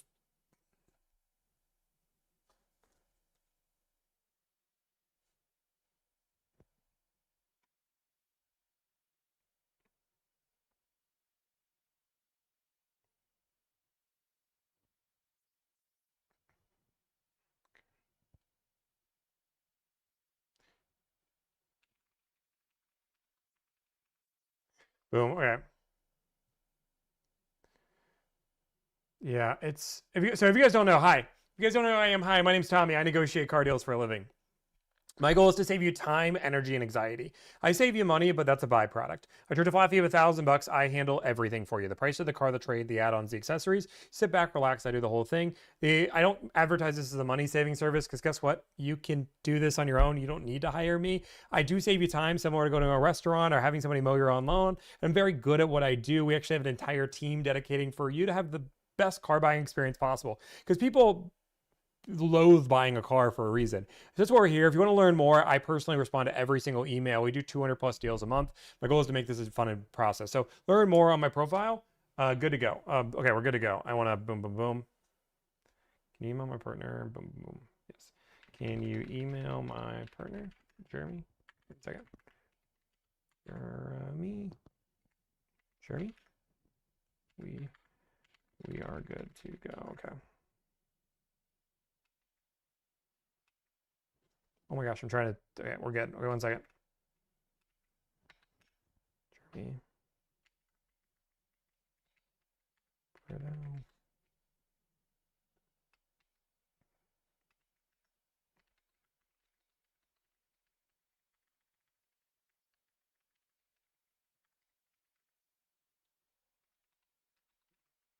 Ready to pay the deposit. Okay, cool. It's good. Client said yes. We're closing it right now. Make sure that goes through. So let me go through it. So I want to explain this. So somebody said, is the dealership the evil guy? The one thing you have to then go to is go to the used car market. In the used, there is 40 of these available. So there's only 2 new cars available, or let's just say 4 new cars available in the color we want. There's probably about 20. But if I look at 2025 new cars with less than 1,000 miles, the going rate is between 69 to 72K. So the idea behind that a new car is worth 90K, the math doesn't make sense. Nobody is paying that, and the used car market would be inflated if it was, but it's not. So realistically, if you wanted to charge 5K over MSRP, you have an argument, and that makes sense. If you want to charge 10K above, you might have an argument. The idea that you're charging, and again, I don't think anybody should pay these. At that point, just buy a used car, right? And that might be the recommendation to the client. But we found one at MSRP, it's a win. Bada boom, bada bing. He messes with dealerships, only deals with dealerships on his cell phone. JDD, the joke's on you. I literally just called a dealership I've never had in my entire life. And the amount of dealers that have this cell phone in my hand, less than 10. I don't give this myself, which I don't have a second cell phone. Less than 10 dealerships have this. And the ones that I actually negotiate with is like 6.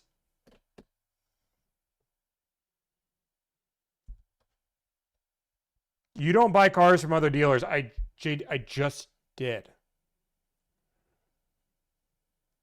Like just now. How bad can you be at trolling when I just did it? Right now. Is he just trolling? It literally I just closed it. Not 5 minutes ago.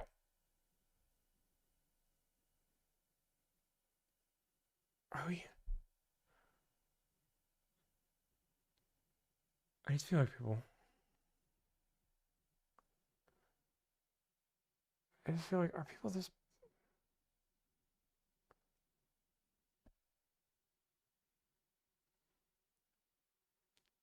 What are we talking about? Can't wait to contract you for my wife. Dude, I love it. We'll help you out big time. Trolling 01. JD, okay, never see you close deals other than the sell. Like, you just have to watch the stream for more than 5 minutes. Like literally every video we do, I don't think I close less deals on my cell and live than anything else. He's drunk. He's not reading YouTube. Yes, I am. Dude, I can't. Ooh, 26 Pilot Black Edition, 9 to 11% off. It's impossible. It might be closer to 9% though. Just depending on your color combo. The color combo is important. If you want like green on brown and that's the only color you'll take, you might be closer to like 7 to 9%, 9 to 11 if you're open to colors.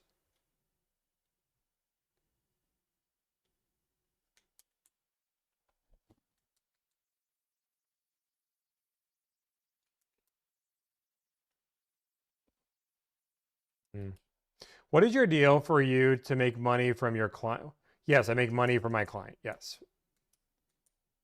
Talked to Ashley today. Hopefully it was good. We're doing RVs here eventually. Do you work trades for customers? Yes, we do.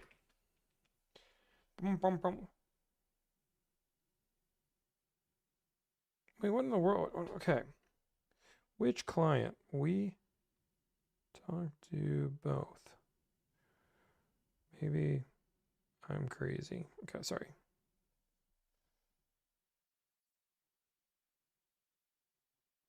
Okay. I'm letting it think. So we will see. Okay. Yes. Yes. Boom. Yes. Okay, cool. I think we're good. I think we got it. I think we got it at MSRP. So we're just gonna get 69. I don't know the MSRP, so I'm just putting 69,000. I'm sorry in advance. Boom. That was the wrong call. Oh, no, it's the wrong call. There was this one.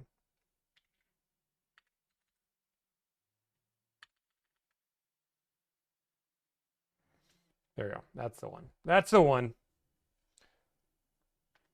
You charge $1,000 no matter the value of the car. Yes, but there will be a caveat once we open delivered exotic. Once we open delivered exotic, that'll be a whole different system, but that's going to be for very unique cars. That's not going to be just for a normal car. That's going to be cars that you need allocations for, cars that are super high end, 500,000 to $1 million, or 500,000 really to 10 million. And that's going to be a much more exclusive program.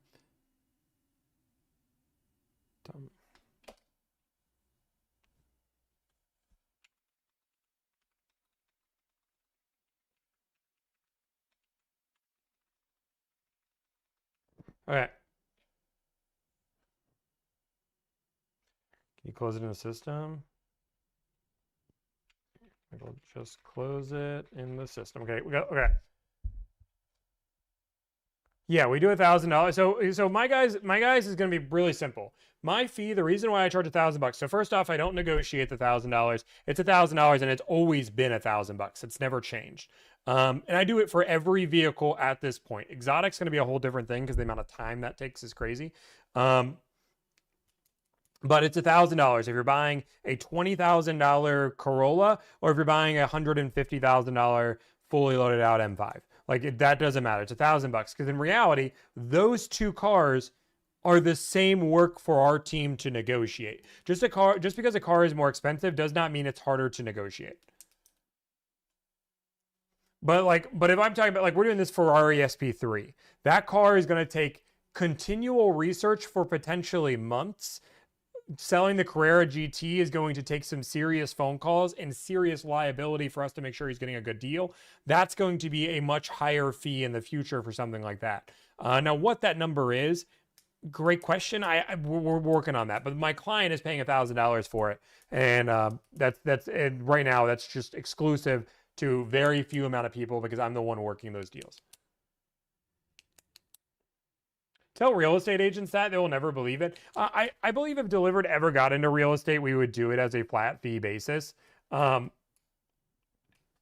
5K could make sense on some exotics, but even like this SP3, it doesn't make sense on this SP3. And for clients, it also doesn't make, I mean, I'm going to save, he was just about to take $400,000 less than the offer I think I have on his trade already. So like the value point now becomes that, and that's just me just starting. So save it $5,000, and that's me making, I've made about 12 or 15 phone calls on it. And that's $400,000 more than the number he started with. So it's a whole different world. We're not there yet. We're not there. We're not focusing on that. We have it as test. It's an alpha in the very least.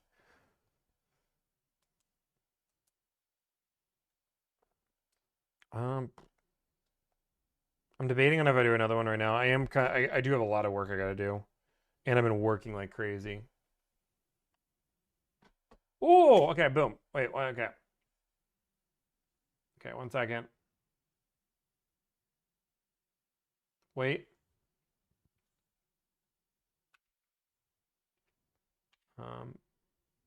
I think so. Sorry, we're confirming one thing.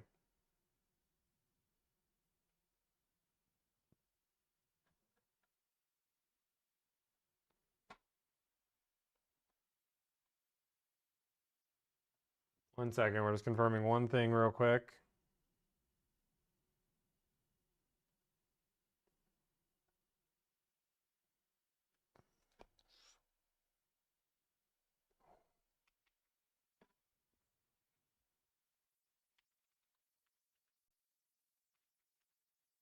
Okay.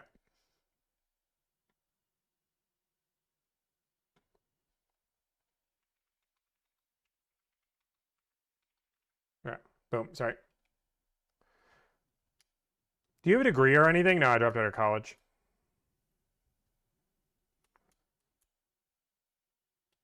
But like this Carrera, like for example, we've been doing weeks of research to figure out what a good deal is. The Carrera market, whatever the Carrera GT market, it is such a fluctuating market, and you have to be so educated on that market. Like for example, one of the big things with Carreras really comes down to the service records, right?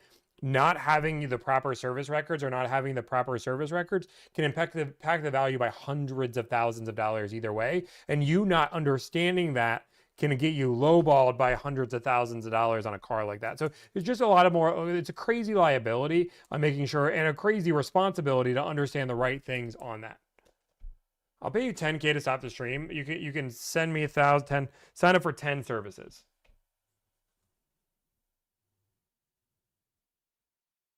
Okay. Okay, cool. Client's go with white.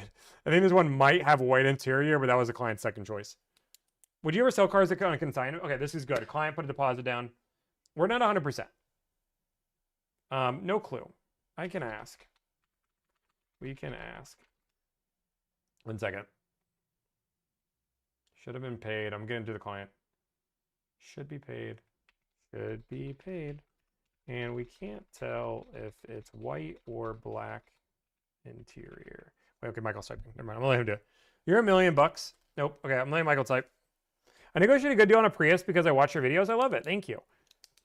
Did we get $1,000 off? I mean, we got MSRP, which we could argue is 15K off. And this is why, so a lot of people say, Tommy, do you have a money back guarantee? This is the exact reason why I don't have a money back guarantee, because there's two different arguments that could be made here. Somebody could say that I got MSRP and they paid the list price and they didn't negotiate anything. Some people would argue that the next lowest price was $15,000. I saved him $15,000. Some people could argue $30,000. The idea behind it for delivered is you're paying me for time, energy, and anxiety. I don't want this to feel like a dealership. You're paying me $1,000 for my expertise. So the second we have to start arguing, did Tommy earn his fee? We're focusing on the wrong thing, and the service was never right for you. And that's why we don't do this. I don't want you to have an argument, and it's also why we don't do a percentage of savings too, because I don't want you to be like, well, I saved you 15 grand, and now you're like, is he going for a money? This is weird. It doesn't make any sense. How did you get started? I left the car industry in January of 2020. I've been doing this for 3 years now, so 2023. Jeez. I left in 2023. Did it for free for about 8 months. And I think that's the biggest mistake that people are doing this right now. I don't believe, and this is like, for a lot of people start this business, right? A lot of people are doing it. They see success here, and they're like, oh my God, I want to do this. I think one of the biggest mistakes people make is they try to charge people. I do not ever believe in charging for a product that isn't fully polished out. If you are not 100% sure on what you're doing and you're just kind of winging it, the client should never pay for that experience. They shouldn't. You should charge for their feedback. You could ask them for referrals, but I truly believed until this was a $1,000 experience, I wasn't going to charge a dime for it. Tommy used to run 7K backend. No, I ran around 2,900. Does delivered handle shipping? What is there an issue? This is a really good question. So I want to make sure we're clear.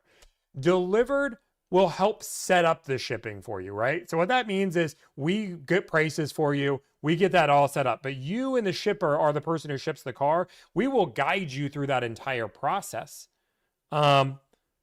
We will guide you through that entire process, but we're not responsible for the shipping if there's damage. We help you through if there is damage. We show you what to do, but we're more guides in that regard. But they are insured. We rarely have damage on cars, things along those lines. But Delivered is not responsible for that. You get a refund, but you have to pay $30,000 marked up card? No. Charge and completed sales, huh? I don't even know what that means. What do you mean? What is the English you were saying? Complete. Did you get a hold of Aniko? I don't know if she's DM'd me. I messaged her a few times. What scenarios where you've given a refund? So the only times we've ever given a refund, which is if you pay us, because you have to pay us up front. And what is happening? Oh, the number's wrong. Sorry, I'll fix that. 1 second. And we haven't started your deal. So why? That's weird. Why is this saying 69? Did I just mistype it? Sorry, I'm going through like all the deals. Oh wait, 60. Okay, that's fine. Complete. Now is it working? I know it's going to save a few $100. I don't really care. So wait, I forgot what I was saying. It's black interior. Okay, cool. Perfect. Perfect. Perfect. Perfect. Perfect. All right. It's black interior. So, oh yeah, so the refund. So when do we do a refund? Let's just say somebody signs up and 3 days later they find a car on their own. We haven't started your deal. We have not done any work on your deal, but you paid us. We would refund you in that scenario, right? Like I'm not going to keep your money and we haven't done any work. But the second we start a deal, we do not do refunds. And the reason being is we're so transparent about everything. You get a customer profile page where you get to watch everything. You get to see what dealers we've called on. You get to see what dealers, what offers, good, bad, and ugly. You get to see the communication between it. So because of that, I can't offer you a refund because what somebody could do in theory is find the deal that I got the deal on and just call them themselves and say, hey, I want that same deal. And here's an offer and take it and run with it. And that doesn't make any sense for a business point. So once we start your deal, we do not offer it. And we do tell clients that before we start their deal. They actually sign a form. They put consent form that says we agree to all of these. Toyota Tundras are great, like 10,000 off at least.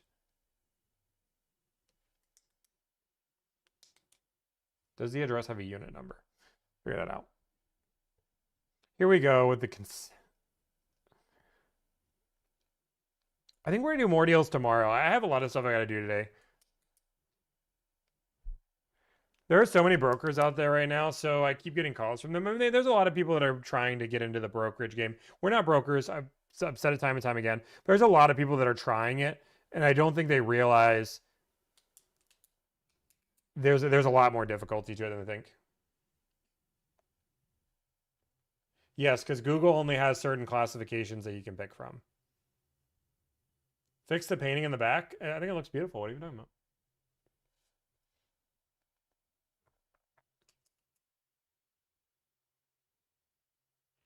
When do we get that profile page as your client? Once we start your deal, you'll have access to it.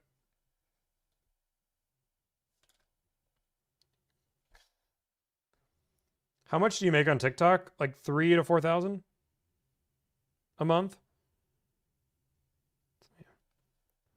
Guys, I'm not gonna. Do you play Arc Raiders? No. Get on the phones. I'm not calling any other dealerships. I'm gonna make a few more answers of questions. What's the biggest difference between you and a broker? Curiosity. Good question. So for us, we're a car buying consultant compared to a broker. They're similar but different. Just like there's a few things that are similar different. But the biggest thing is we do not rely on relationships in order to get our deal. So do some dealerships know we are? Sure. Does that help? Sure. But the big thing with a broker is they get normally paid on both sides. They get paid from the dealership and they get paid from the client. Now, what those numbers are, you don't really know, which is where that lack of transparency. Sometimes they charge. I've seen where they've charged dealers $2,000 or $3,000 of the savings they got for you and pocketed that money themselves, and you never knew about it. The brokers can normally get deals done instantly because they have a relationship with somebody. They already have a preset of deals that they've been emailed at the beginning of the month that they're trying to negotiate. Brokers are more common on leases, and one of the reasons why they're more common on leases is because it's easier to hide numbers and make it less transparent of where that profit is coming from. Brokers also are somewhat of a deal. They normally have their own office. They normally will deliver you the car themselves, and you might never meet the dealership you're doing the deal with. There's a possibility. The idea behind it, they can even do the paperwork for you. They can legally actually sit down and do all the paperwork with you for the dealership. Compare that to a car buying consultant.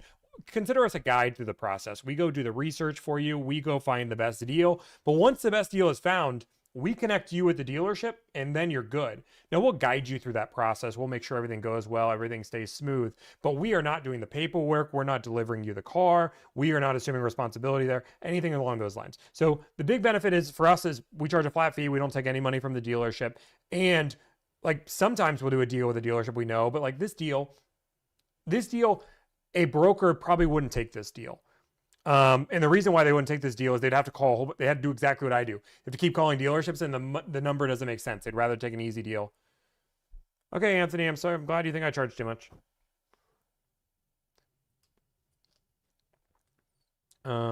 Is there a difference between making money and screwing people over? I mean, sure, yeah. Are you still hiring a deal coordinator? We are, but we're going through interviews right now, so you'd have to be just a crazy good candidate to get there. What do you charge under a $1,000 fee? Huge fan as the Honda market change. I might do a Honda market update today as my video. I don't know. Don't you only take $1,000 if you make a car deal? No, we take $1,000 either way, but we've never not made a car deal.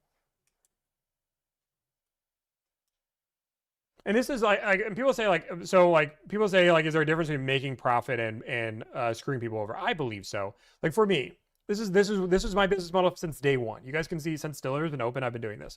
My general rule of thumb has been very simple. I'm gonna be super transparent. I'm gonna let you know not only the amount I'm charging, but I'm also gonna let you know how much profit I've made, which on per car deal is about $650. That's the profit. That doesn't include my partner share because my brother owns 25% of the business, but we make about $650 per car deal, right? Great explanation. The difference between broker. Thank you, Go For Real. Appreciate that, man. So we make $650 per deal. The other thing I was like, I'm gonna be transparent and show you my worth, right? I'm gonna do this live, and you can look at that and say, this is $1,000. I know how much profit he's making, and I've seen him work. You might say, that was really easy. I could do that. That's great. You might say, I don't want to do that. That's also fine. The idea behind it is I just want to be so transparent about everything to the point where it just either makes sense or doesn't. And if it doesn't make sense, no big deal. I'm not going to force people into it. If you've done consults with me before, I literally convince more people not to buy than I do because I just think people can do it. Why is it so hard to get a Sienna? Siennas are on an allocation issue. It's better than it was 6 months ago, but you're going to have to call more dealerships than like one or two. You'll probably have to call 10 to 20 to find one that's available. What's our company goals in the next 5 years? Ooh, we have a lot of projects where we want to expand upon. First thing we have to fix is the current problems with our negotiation service, which is really just Throughput. Once we have that figured out, my goal is to reinvent this industry. I think we'll be, but in 5 years, we're probably doing close to at least 1,000 deals a month. That sounds crazy, but based on our scaling model, we feel pretty confident 1,000 would be on the low end in 5 years. At that point, we're probably into RVs, boats, planes. We have a few really exciting products that I don't want to talk about because those are secret. But those would also be out. What else? There's like 3 or 4 other products. I don't know. Houses are so far behind for me. I would love to do real estate where I charged a flat fee. But there's so many other nuances to real estate. But I would love to do a real estate agent where it was like a flat fee of, let's just say 5K, and they do everything for you, right? No, we don't hit $1,000. We don't hit 1,000 deals a month, right, guys? I want to be clear. Guys, very clear. You guys said 5-year plan. 5-year plan. 5-year plan. We are hitting about 200 deals a month right now. We are not hitting that. I said 5-year plan. We expect to be doing about 1,000.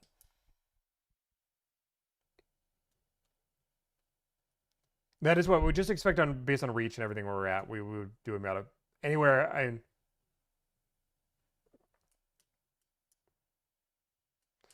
Austin, how can I become a broker in my local area? So I'm not a broker, but secondly, I think that's I'm gonna try to be as nice as I can. Just because you sold car doesn't mean you're gonna be good at buying them. I think this is like one of the biggest misconceptions that there is in this space. Is that people believe because I sold cars, I'm now an expert in buying a car, and that's not the case at all. On the contrary, I actually think some of our best hires are people that don't have much car sales experience and can just negotiate a good deal. And some of the best negotiators that you probably sold a car to didn't sell cars first. It's just understanding the industry, right? You hired all these employees are buying the same amount of cars as a year ago. No, that's not true. So few different things. As of a year ago, we were doing 120 to 100 and we can actually check, we can fact check that, right? Let's just fact check that. This is the pinned video on my website. I posted this video. We don't do ads on this channel. This video I posted in November 2024. Do this just so you guys can learn. But if you guys want to hire us, first thing, know that I own the company. That's who I am. My name's Tommy. Our goal is to save you time, energy, and anxiety. I charge $1,000. It's a flat fee. I handle everything: the price of the car, the trade, the add-ons, the accessories. Do not, I want to make sure we're abundantly clear. Do not hire me to save money. That is not the idea of the service. That is not the intention of the service. Anybody can negotiate a good car deal. And if you don't believe me, just watch the content on my channel. I teach you how to do this on your own. This is the same concept of having somebody mow your own lawn or make your burrito bowl. That's the idea of the service. We do anywhere between 80 to, like, this month we're going to do like about 130 clients. So like that was 2024, late November 2024. So that was a year and a half ago. We were doing 80 to 130, and that was a busy month, 130. If I'm saying 80 on the low end, 130 is where we were. Two different things. Secondly, you said you don't own your company. You own, my brother owns 25%. That means I own 75%, which means I own my company. Just because you have a business partner does not mean I'm the majority owner of my company. We're now doing 200 plus a month. It took us a while to get to 200, but we also, so this is the other problem that businesses have, and we could talk about this for hours really, is what a lot of business owners do is, and this is a conversation I've had with Russ, and Russ can do whatever he wants, but I advise this to any business owner, is I believe a lot of people like the word scale. And what happens is they get a lot of traction and they say, oh my God, I could do 200, 300, 400 deals a month. And then what happens is you either overkill, you don't have enough staff, you don't have enough good enough process, and you end up hurting your reputation, right? You end up hurting your reputation because you took so much business on, and you end up getting bad reviews, chargebacks, all of these things. It doesn't make sense. The idea behind it is slow growth, build processes that make sense, and once you have a well-oiled machine that can prove time and time again is consistent with not only the experience you want, but also the amount you can do, then the word scale can do. We had a rule in the first 3 years of the business: the word scale was not allowed to be used in our company at all. Not by its employee, not by business partners. We never talked about the word scale. We said the S word is what we did, because it's such a dangerous word. So many people try to do it. Most people that are using the word scale are just trying to sell their company. We wanted to believe in this experience. We believe that was one of the biggest things, was the experience. So we wanted to make sure that was consistent. So we did slow growth. And then what we do is, what I call it, is turning on the faucet more, right? Where if I wanted to turn the faucet on full blast and I stream 5 or 6 days a week and I go crazy, we would be doing 300, 400 deals a month. Like that's truly, there's a reason why you might see me 2 days a week on stream. It's because I'm negotiating car deals. I have to help the supply. But if I want to just turn the faucet on, I would negotiate 6 days a week. How many people are on this TikTok right now? YouTube, 1,500 YouTube. We had 200 on Twitch earlier. I have no how many people are on TikTok, but like we have a really good audience right now. We would put 5 videos out a week or a day. We would up that, but we can't do that right now because we're making sure our clients are having a good experience. 1.5K, and I'm just talking about my business. So like that's kind of the idea. Would you sell the company? I have no plan on selling the company. My goal is to reinvent this industry. So we've been offered a good amount of money, and I've said no. It just doesn't make sense. I believe, and people are going to tell me this is crazy, right? I believe Delivered is a $100 million company. That's in my head, right? I believe that we are not today, but I believe we're a $100 million company, and people are going to laugh at that, right? People are going to be like, that's crazy, that's insane. That's what I believe the potential for Delivered is, at the very least $100 million. So the idea behind it is if I keep putting work into this, I can get there.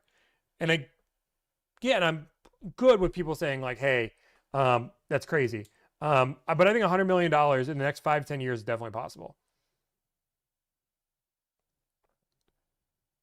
Did you sign a contract to your $1.5 million home? I don't own a $1.5 million home. You make the most, but your average salary. So I make $188,000 salary. Shalashli is in second place at $105K. Everybody else is at $72K. Easy. What is someone buying your employees, your brand? So one of the things that people have not been able to figure out, which is part of our IP, is first off, we have an entire infrastructure of negotiating car deals from a CRM all the way out to our processes that other companies that want to do this, we're 3 years ahead of them on that.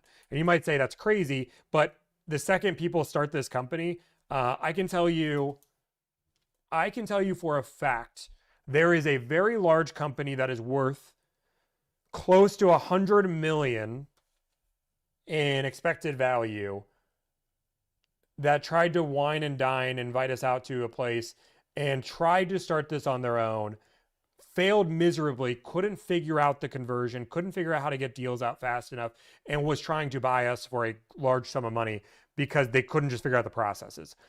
We said no to that. We didn't realize, we thought it was something different. We kind of got tricked into that.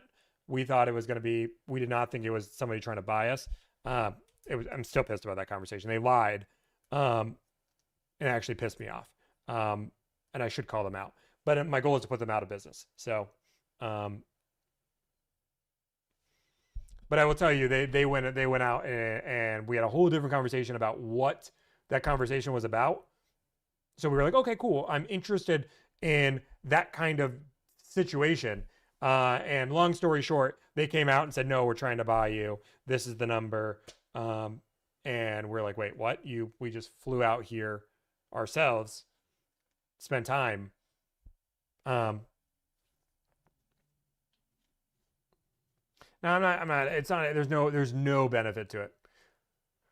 Yeah. So my goal is to become their biggest competition, which we'll get there. We'll get there for sure.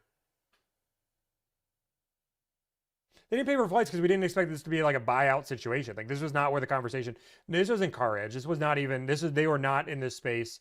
They were trying to get into this space. They were not a motive company trying to get into this space. And we believed it was something different, which we liked. And it was not. There was a project that we've been working on for a while, and we thought that this company, very similar to like Visor, where it's like, you scratch my back, I scratch yours, let's work together. Like I met with Visor, for example. We had a really good conversation with them. We believe if we're going to partner with somebody, even if there's no monetary value, like I don't own Visor, they don't own us, there's no money exchange. We just believe in their service. I wanted to meet them personally, so we all flew out to New York and met. It was a good time. We even did a live together.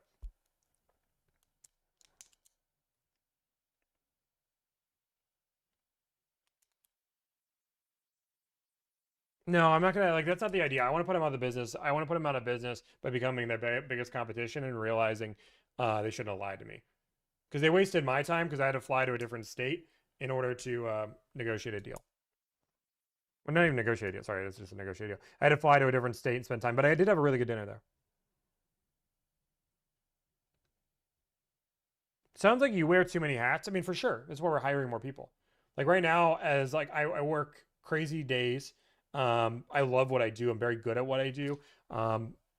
It's actually funny because what happens when you start a company, right? When I started this company, when I was last year, when I was between 50 to 100 deals, that wasn't last year, it was a year and a half ago. I was very nervous that other people are going to figure out this business model and I would have all this competition. And to be fair, I think competition is good. I think it's valuable. But now that we've gotten to this 200 plus mark, I realize the amount of things that people do not have solved. And it's not as simple as negotiate, deal, call it a day. There is so much more dynamic.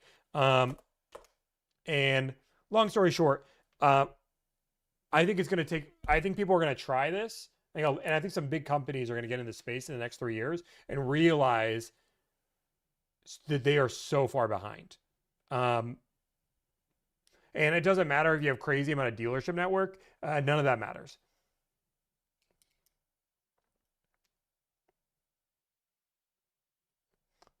No, my brother doesn't get a salary. He makes 25% of profits. Him and his wife are both combined for 25%. That's them. They get 25% and they get 25% of profits.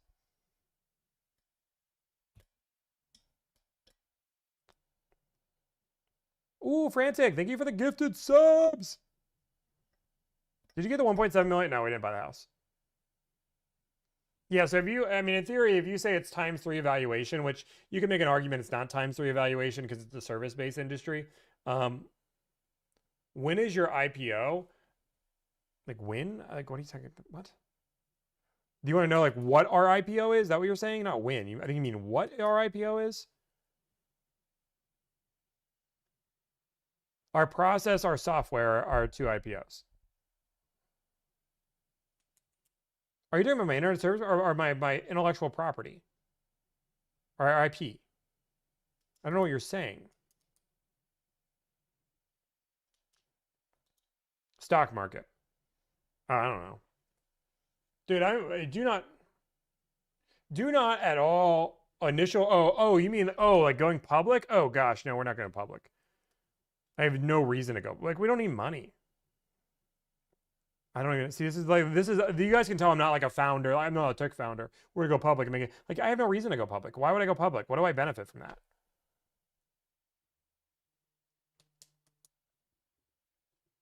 I'm just dumb. Sorry, guys.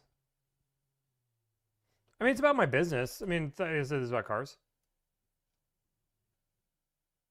There's no reason. So people are saying Shark Tank. There's no reason for me to go to Shark Tank. And the reason being is one of the reasons I stopped personally watching Shark Tank is I think Shark Tank has done a really bad job at just getting businesses on there that maybe have cool products, but have no intention to sell. Like no intention to sell. So they'll do like, we have $0 in sales, but we're trying to sell for $20 million for 5% of our company. And they do it because they want the advertising, right? They want the business, they want the hype. And I think that's so horrible that some businesses actually need help and they need the money and they need the advice. And they're just doing this because they know they're in a decline and they want this. I don't like that. And that's what I would do. And I don't like that at all. If I'm going to go on to a show, then I'm going to do it because I want to make a deal, and I have no benefit to go with a shark. I don't. They're not going to like.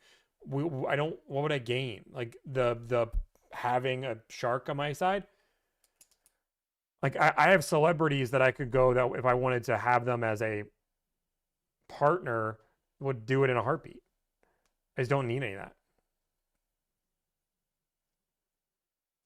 You sound like a used car salesman. That's weird, but sure. So my rule of thumb, so somebody said who would I like to partner with. My rule of thumb is we don't need money, right? The only time I would ever partner with something is I believe intellectually you're adding something to the table that we don't have. And we have a really good value set with me and my brother.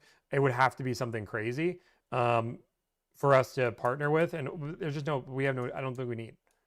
What happened to having guests on the channel? We were going to have Steven Shapiro on, and then he had some personal stuff go on, and we've just been back and forth on it. I was really excited to have him on. But maybe he'll come back. Maybe you guys should bother him about coming back. But is Michael your brother? No, my brother's Emil.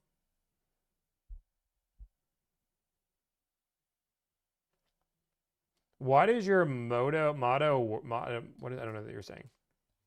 Best sedan out right now? I mean, Toyota makes a pretty good sedan. BMW makes a fun sedan. I think Toyota for reliability for sure. What I really want to do, and this might be, please, this is what I want to do. Actually, really badly. I think I'm going to do this video. I think this video is coming in the next month. No, I'm not going to say it. I do not want to spoil the video because I do not want some of my competition copying it.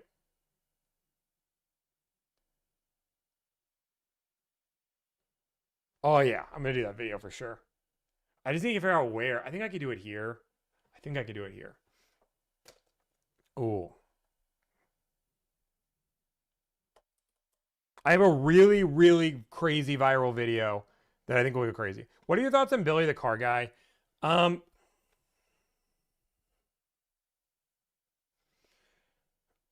mean, in the end, you get as a consumer, you guys get to pick whatever it is. My big thing with Billy has asked me for a lot of advice over the years. And I know I'm not the only one. And that's really the only time he texted me was asking me for like, hey, and this was a year and a half, 2 years ago. So it hasn't been in a little bit. But he might ask like, what is a good deal on a BMW? What's a good deal on a Toyota Corolla? And it got to the point where I was like questioning like people are paying you for this advice and you're just asking me. So, and you would block me, ask me for advice, and then block me again. And I have this text, so like I can prove it, but I don't like need to. But like it was just like weird, like, and that's what I told him. I said, like, people are paying you for this answer. Why don't you know it? Like why don't you go do the work and figure it out? Like, no offense, but like that's where it's at. And then Car Edge offered me a good amount of money to do an ad deal with them. And I said no, because I don't believe Car Edge has a good product. I believe it's selling out. I'm not a fan of that. And then I saw Billy become like a partner with Car Edge. And I was like, it was a good amount of money, but it wasn't that much money. I just feel like the moral side of it, I just don't like Car Edge. I just think I think they have the worst search engine. I don't know the worst search engine, but they do not have a good search engine. I've heard so many horror stories of people having their information sold. I have car salesmen that have Car Edge customers text them and say like, hey, I'm a Car Edge customer, and I was given your number to negotiate a car deal. It's like, and they didn't sign up or agree to that. They were just like what? It's weird. It's like this weird, whatever their system's going. So I'm not a big fan of either one. I know it's a lot of information, but, and I know Billy doesn't like me either, which is fine, right? I don't, but like, I just believe there's a sellout moment, and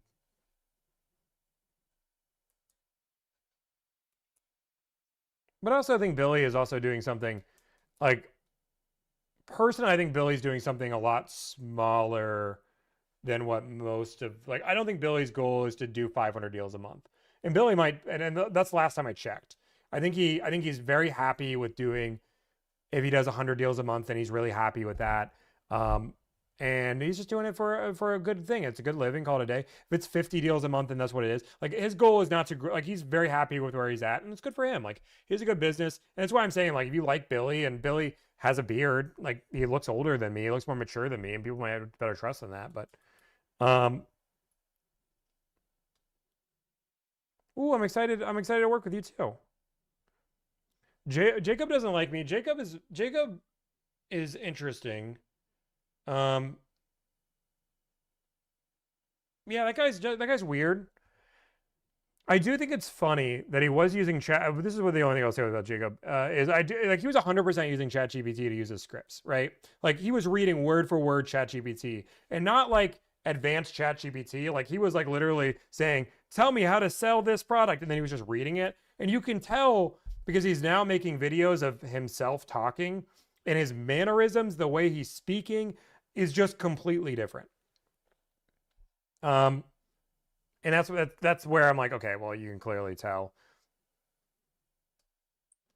Jacob is just a car salesman standing up for the business is very aggressively. It's just a weird way to do it.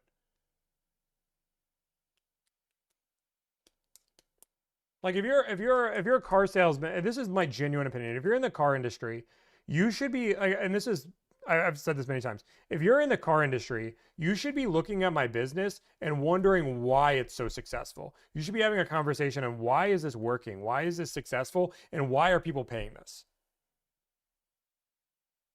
Don't indulge in these comments. Now I'm fine talking about the other people in the field.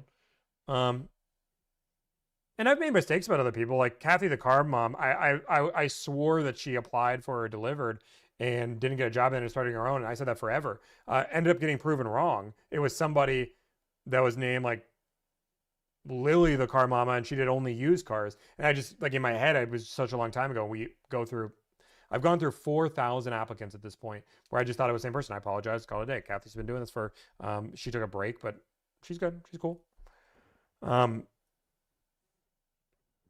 the used car market right now? It depends on what car. Do you make more from content than your business? No, not at all. Not even close. Ooh. Team is doing well right now. Team is doing well. Boom. Okay. Really proud of the team right now. I was muted for your live. I was just inquiring for the YouTube lives after the show. Will this be posted? Yes. So we don't post in the days that we make a real video. How much do you make from your content? I mean, it depends. YouTube. I mean, we pay for editors, right? We pay well over $10,000 a month for editing. We make about $4,000 a month on TikTok and 20-ish on YouTube, somewhere in that ballpark. So like, it's good, but we're also putting that money back, and we're planning on spending more on editors here soon.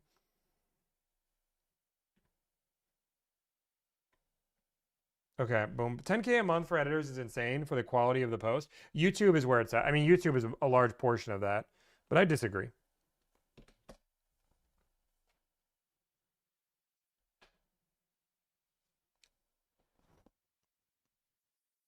We've interviewed a lot of editors, so. How long have you been doing this? Over 3 years now. Can I apply for your editor? Sure, if you want to send me an email. And we test new editors. 10K is a little much, not too bad, guys. I appreciate a lot of conversation, but you guys do not understand the cost for a good editor. For three long form videos a week, what we're having them do, plus short, and that editor does that and shorts. So they do long form and shorts, and the other one does just shorts.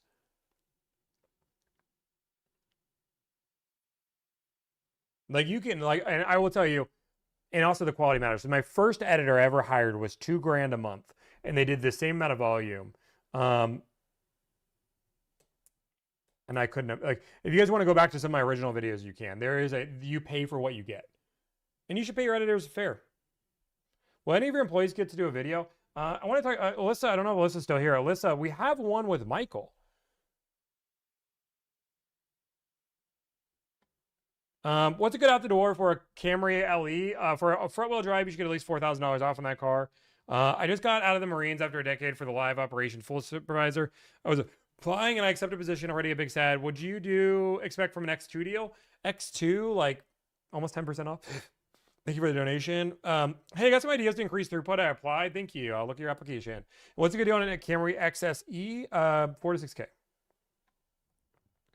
Okay, it's in the queue. So like we have a deal with Michael coming. Yeah, we make 180K off content. And that's where people are like get greedy, right? Like we are making good money off the content. And it's also advertising. So like the idea behind it is why wouldn't I pay my editors to stay happy?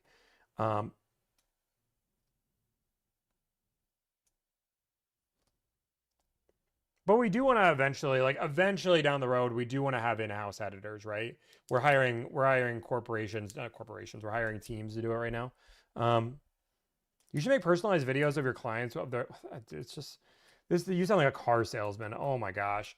I was talking to somebody that was asking me to review their content, right? And they were like, they were saying, hey, can I get reviews of my content? And all their videos were deals with clients. I'm gonna be very frank. If you're a car salesman or if you're just any business owner, stop posting on TikTok, YouTube, Instagram, happy clients. It does not work. I'm sorry, as a customer or as a viewer, I do not care that Joe got their car. Like it's like this, like, look at Joe with their new RAV4. Say hi, Joe. And they're like, hi. I'm so excited. Did you love the experience? Yeah, it was great. Joe is like, it's, you put those on your website, you put those as stuff, but you do not put those on your content. That is not content. Nobody's watching that video. And if you want to prove me wrong, find a single viral video where that's happened. Find me a single one where somebody's like, hey, look at my new, other than the ones where, congratulations, this car is 300 months for 72 months, or $300 a month for 700 years. Do you hire without experience? Yes, we do.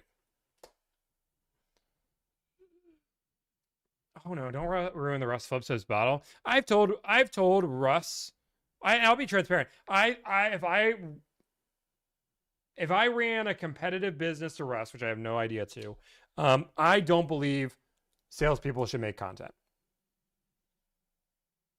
I don't believe salespeople should make their own content.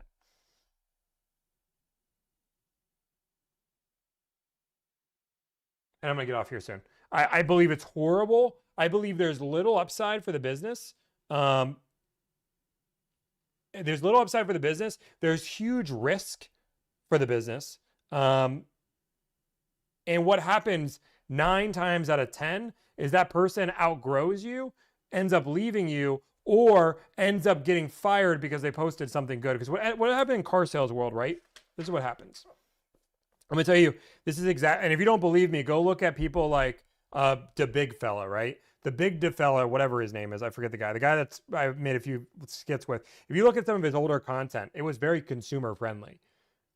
He actually asked me for a job, right? The guys asked me for a job. But what happens is car salesmen try to make content for consumers, but consumers naturally don't trust car salesmen. So a lot of people don't buy it. So occasionally they'll start making videos that are funny to other car salesmen. And other car salesmen end up watching it. So then they realize, like, if I make fun of a customer or I make something that car salesmen can relate to, I get views. And views make me happy. Compared to making things that are actually valuable to clients, nobody watches them and it's not good. So what ends up happening is you start making your entire brand about getting more views. And your entire video, which isn't really helping your business, maybe occasionally it does, but what you end up doing is getting in this weird rabbit hole like Kenny Sells, which again, I think Kenny Sells has learned from his lesson, where you post a crazy thing, you end up getting fired, losing your job, and the business ends up getting thousands of negative reviews. And this is why these people are making content of videos of just like, that's why all these car salesmen are just making videos that are, or views make money, which, yeah, or you have, we'll use AMG Jared as a really good example. AMG Jared, bless his soul, was not good at selling cars. And I will tell you, I will say that publicly, Jared was not good at selling cars. And it wasn't, maybe, I lied. It wasn't that good. He didn't have the drive to sell cars. He didn't have the drive to sell 30, 40, 50 cars a month. And he found content, and content ended up making him enough money that he was like, you know what? I would rather do this. So then you end up losing people, which I think that whole relationship was fine. I think both sides are happy that that ended. There's some beef now there, but I was involved in the back end of that. And realistically, I talked to Jared before he left. I talked to Benz when he left. And both sides were, that was a mutual agreement, and any changement of history is crazy. But like Jared found his calling on content, and then you focus more on content because you're not selling cars, and then you end up just trying to do it full time.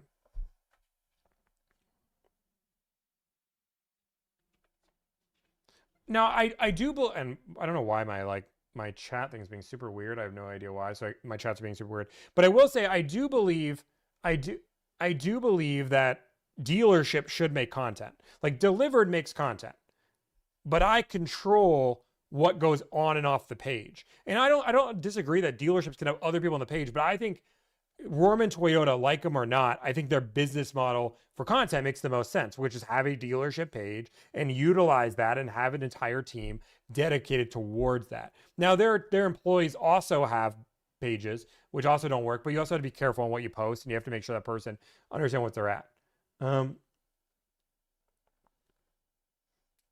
Because we don't need a business analyst, we need a director. King Louis is another really good example. I like King Louis' content. King Louis' content as a consumer genuinely excites me. Like when I'm this Bronco deal, now I think he went the wrong direction with the Bronco. I wish he made a really modern Bronco that was the luxury of a Lincoln, and I would have probably offered money on it. 50 cars per month at a Benz dealership is less than 1%. Unfair statement. I don't know what you're saying. I'm saying that AMG Jared sold like 5 to 10 cars a month is what he sold with his social media reach and everything. And AMG Jared, if he wants to correct me, he certainly can. He can show the pay stuff. Like I've had conversations with him, and that's like it's the truth. He was selling 5 to 10 cars a month, which social media ended up making more money for him than. Did you reach your Spotify goal yet? No, not yet. We are on Spotify. Sometimes I just want to relax, guys. I want to talk. I like talking. And that's no beef on AMG Jared. I think AMG Jared, I applaud people for going out and doing their own. Now, AMG Jared, I think, is lost in what he wants to do, and I think he wants to find it. I really think the problem with where Jared is, which is what people don't understand, is he got really famous off of car sales TikTok. But his passion is making actual content. Like funny content, like he made one about Ghostbusters or whatever. And I think he really wants to lean into that and figure that out. If you want my honest opinion, Jared, give you this. Make a new account today. Stop posting on the one you have. Your algorithm is never going to really appeal to you. I understand he doesn't want to lose this 200,000 followers, but make a brand new account and start posting from there. I would do a Telluride over Pathfinder. What made you such a successful car salesman? So I believe there's 2 types of people, salespeople in the world. There are people that are really, really good people. Like, and what I mean by that is they're the people that can go into a room and talk to anybody, have a great conversation, and really just kind of light up the room. You guys know those people. I'm trying to think of a really good example. I don't have one off the top of my head, but like they're type A personalities. They're really, sometimes I argue Russ is that, but Russ isn't totally that. I'm trying to think of somebody that I know. Robin Williams, Taylor Swift. Anyway, so there's that type of person. And then there's people like me. I'm very process oriented. I'm good at talking to people, but I can't consider myself great at talking to people. And that shocks people when they hear this because they see this, but I'm just really good at doing lives at this point. You guys are not in front of me. And making content and doing this is a whole different skill than talking to people in public. And I'm like, again, I can do that. I can have conversations, but what I'm trying to say is I'm very, very process oriented to the point where in my finance, and you can ask all the people that sold cars to me. When I'm in finance, I had the same pitch almost to a T every single time. And what I mean is when I greeted you and sat down at the desk, I would say the same words because I knew they worked. When I brought you back, I would ask the same questions every single time because I knew they worked. And depending on what you said on the conversation, I had 12 loaded responses that I could personalize to you to the point where it sounded natural if you've only done it once. Actually, if you've done it a million times, it still sounds natural because it was really good. Just like this, like my pitch, you guys have heard it. But I just, in my head, when somebody says the warranty costs too much, I immediately know how to object to that. I immediately know what to come. If they say they don't need it, I immediately know how to object to that. And now that I'm in here, right? Now that I'm here, when somebody says there's add-ons, I know what to say. I've just done enough repetitions that I'm just better because I worked harder. Does that make sense? Oh, the TV show, I'm not a big fan. TV show, I think is the biggest joke that I've seen ever. And I actually, if that TV show, here's what I'll say. In the next 6 months, if the TV show doesn't show something, I'm probably going to call it out. And I like Russ, and I like Javon. I like some of the people on it. But they asked for a large sum of money. A pilot should exist.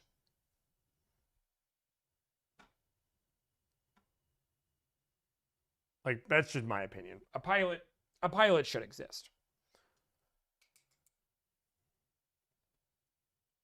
I don't know why my like social media page is being really weird. Not now. How many people do we have on TikTok? Can somebody tell me how many people we have on TikTok? I don't know if my TikTok's just being weird, or do we just have nobody talking on TikTok? It's like going through 1.1K. Okay, now everybody's just talking all of a sudden. Okay. I just want to make sure people are... Hey, my hair looks fresh. Thank you. Sorry. Okay, let's go back to YouTube. I just don't know what's being weird about it. Okay, YouTube, back to you guys too. I'm gonna go back. So like, and that's where like this just, and I'm gonna jump off here soon, just so you guys know I didn't even talk to you guys this long, but so basically a whole bunch of popular Cars 6 TikTokers came together and they're making a TV show. And this TV show is supposed to be the office for the car dealership. But they tried to raise money. And all of the money, I think they were trying to raise, I don't remember, it was $50,000 or $150,000. They were trying to raise a good amount of money. But from what I understood, none of the people that were actually advertising the show actually own the show. There's like a corporation that owns the show. And Tires worked for a whole different reason. I've talked to Russ about, I know Russ owns a little bit of the show, but apparently like Jared doesn't own any rights to the show. He's just an actor. Like Javon is also an actor. Like there's just a lot of actors in the show, and the people that actually own the company are just an investment. It's just like weird. It's just like when I tried to get the explanation, like where is this money going? It just didn't make sense. And when like if I was to start a TV show today, I would make a pilot on YouTube. Like, that's how my genuine reaction would go. I would make a pilot, I would go through this, and I would put it on YouTube. And if I had views and people liked it, now I can say, let's raise money, right? But the idea that I was like, I'm going to raise money and use all of these famous TikTokers to raise money, and you don't even know what it was just weird. And it's not, they're not owning, it was a donation, right? And that's the other part that's really tricky. It was not, we're donating money or we're giving you money to invest in the show and we can make the profits of the show.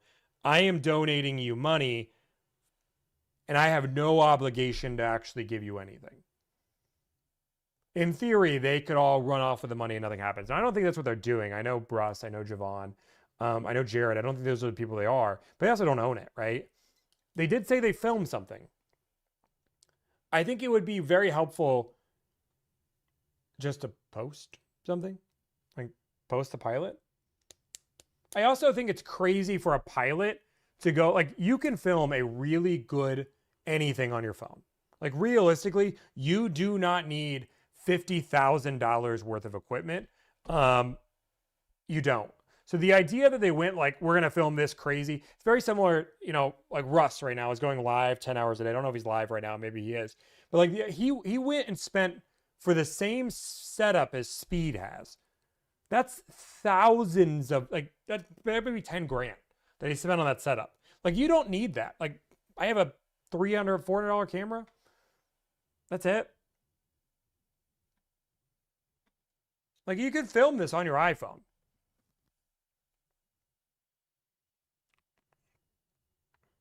Trust in Dustin. Dude, I'm gonna have to film. Dude, we're getting people accepting their deals. I love this. What camera do you use? A Sony ZV-1 II? I have two of them. I have one for, and this, to be fair, this one's just for my other computer. And I probably will upgrade this camera eventually. I'm just not there yet. But you don't need anything crazy. Okay, guys.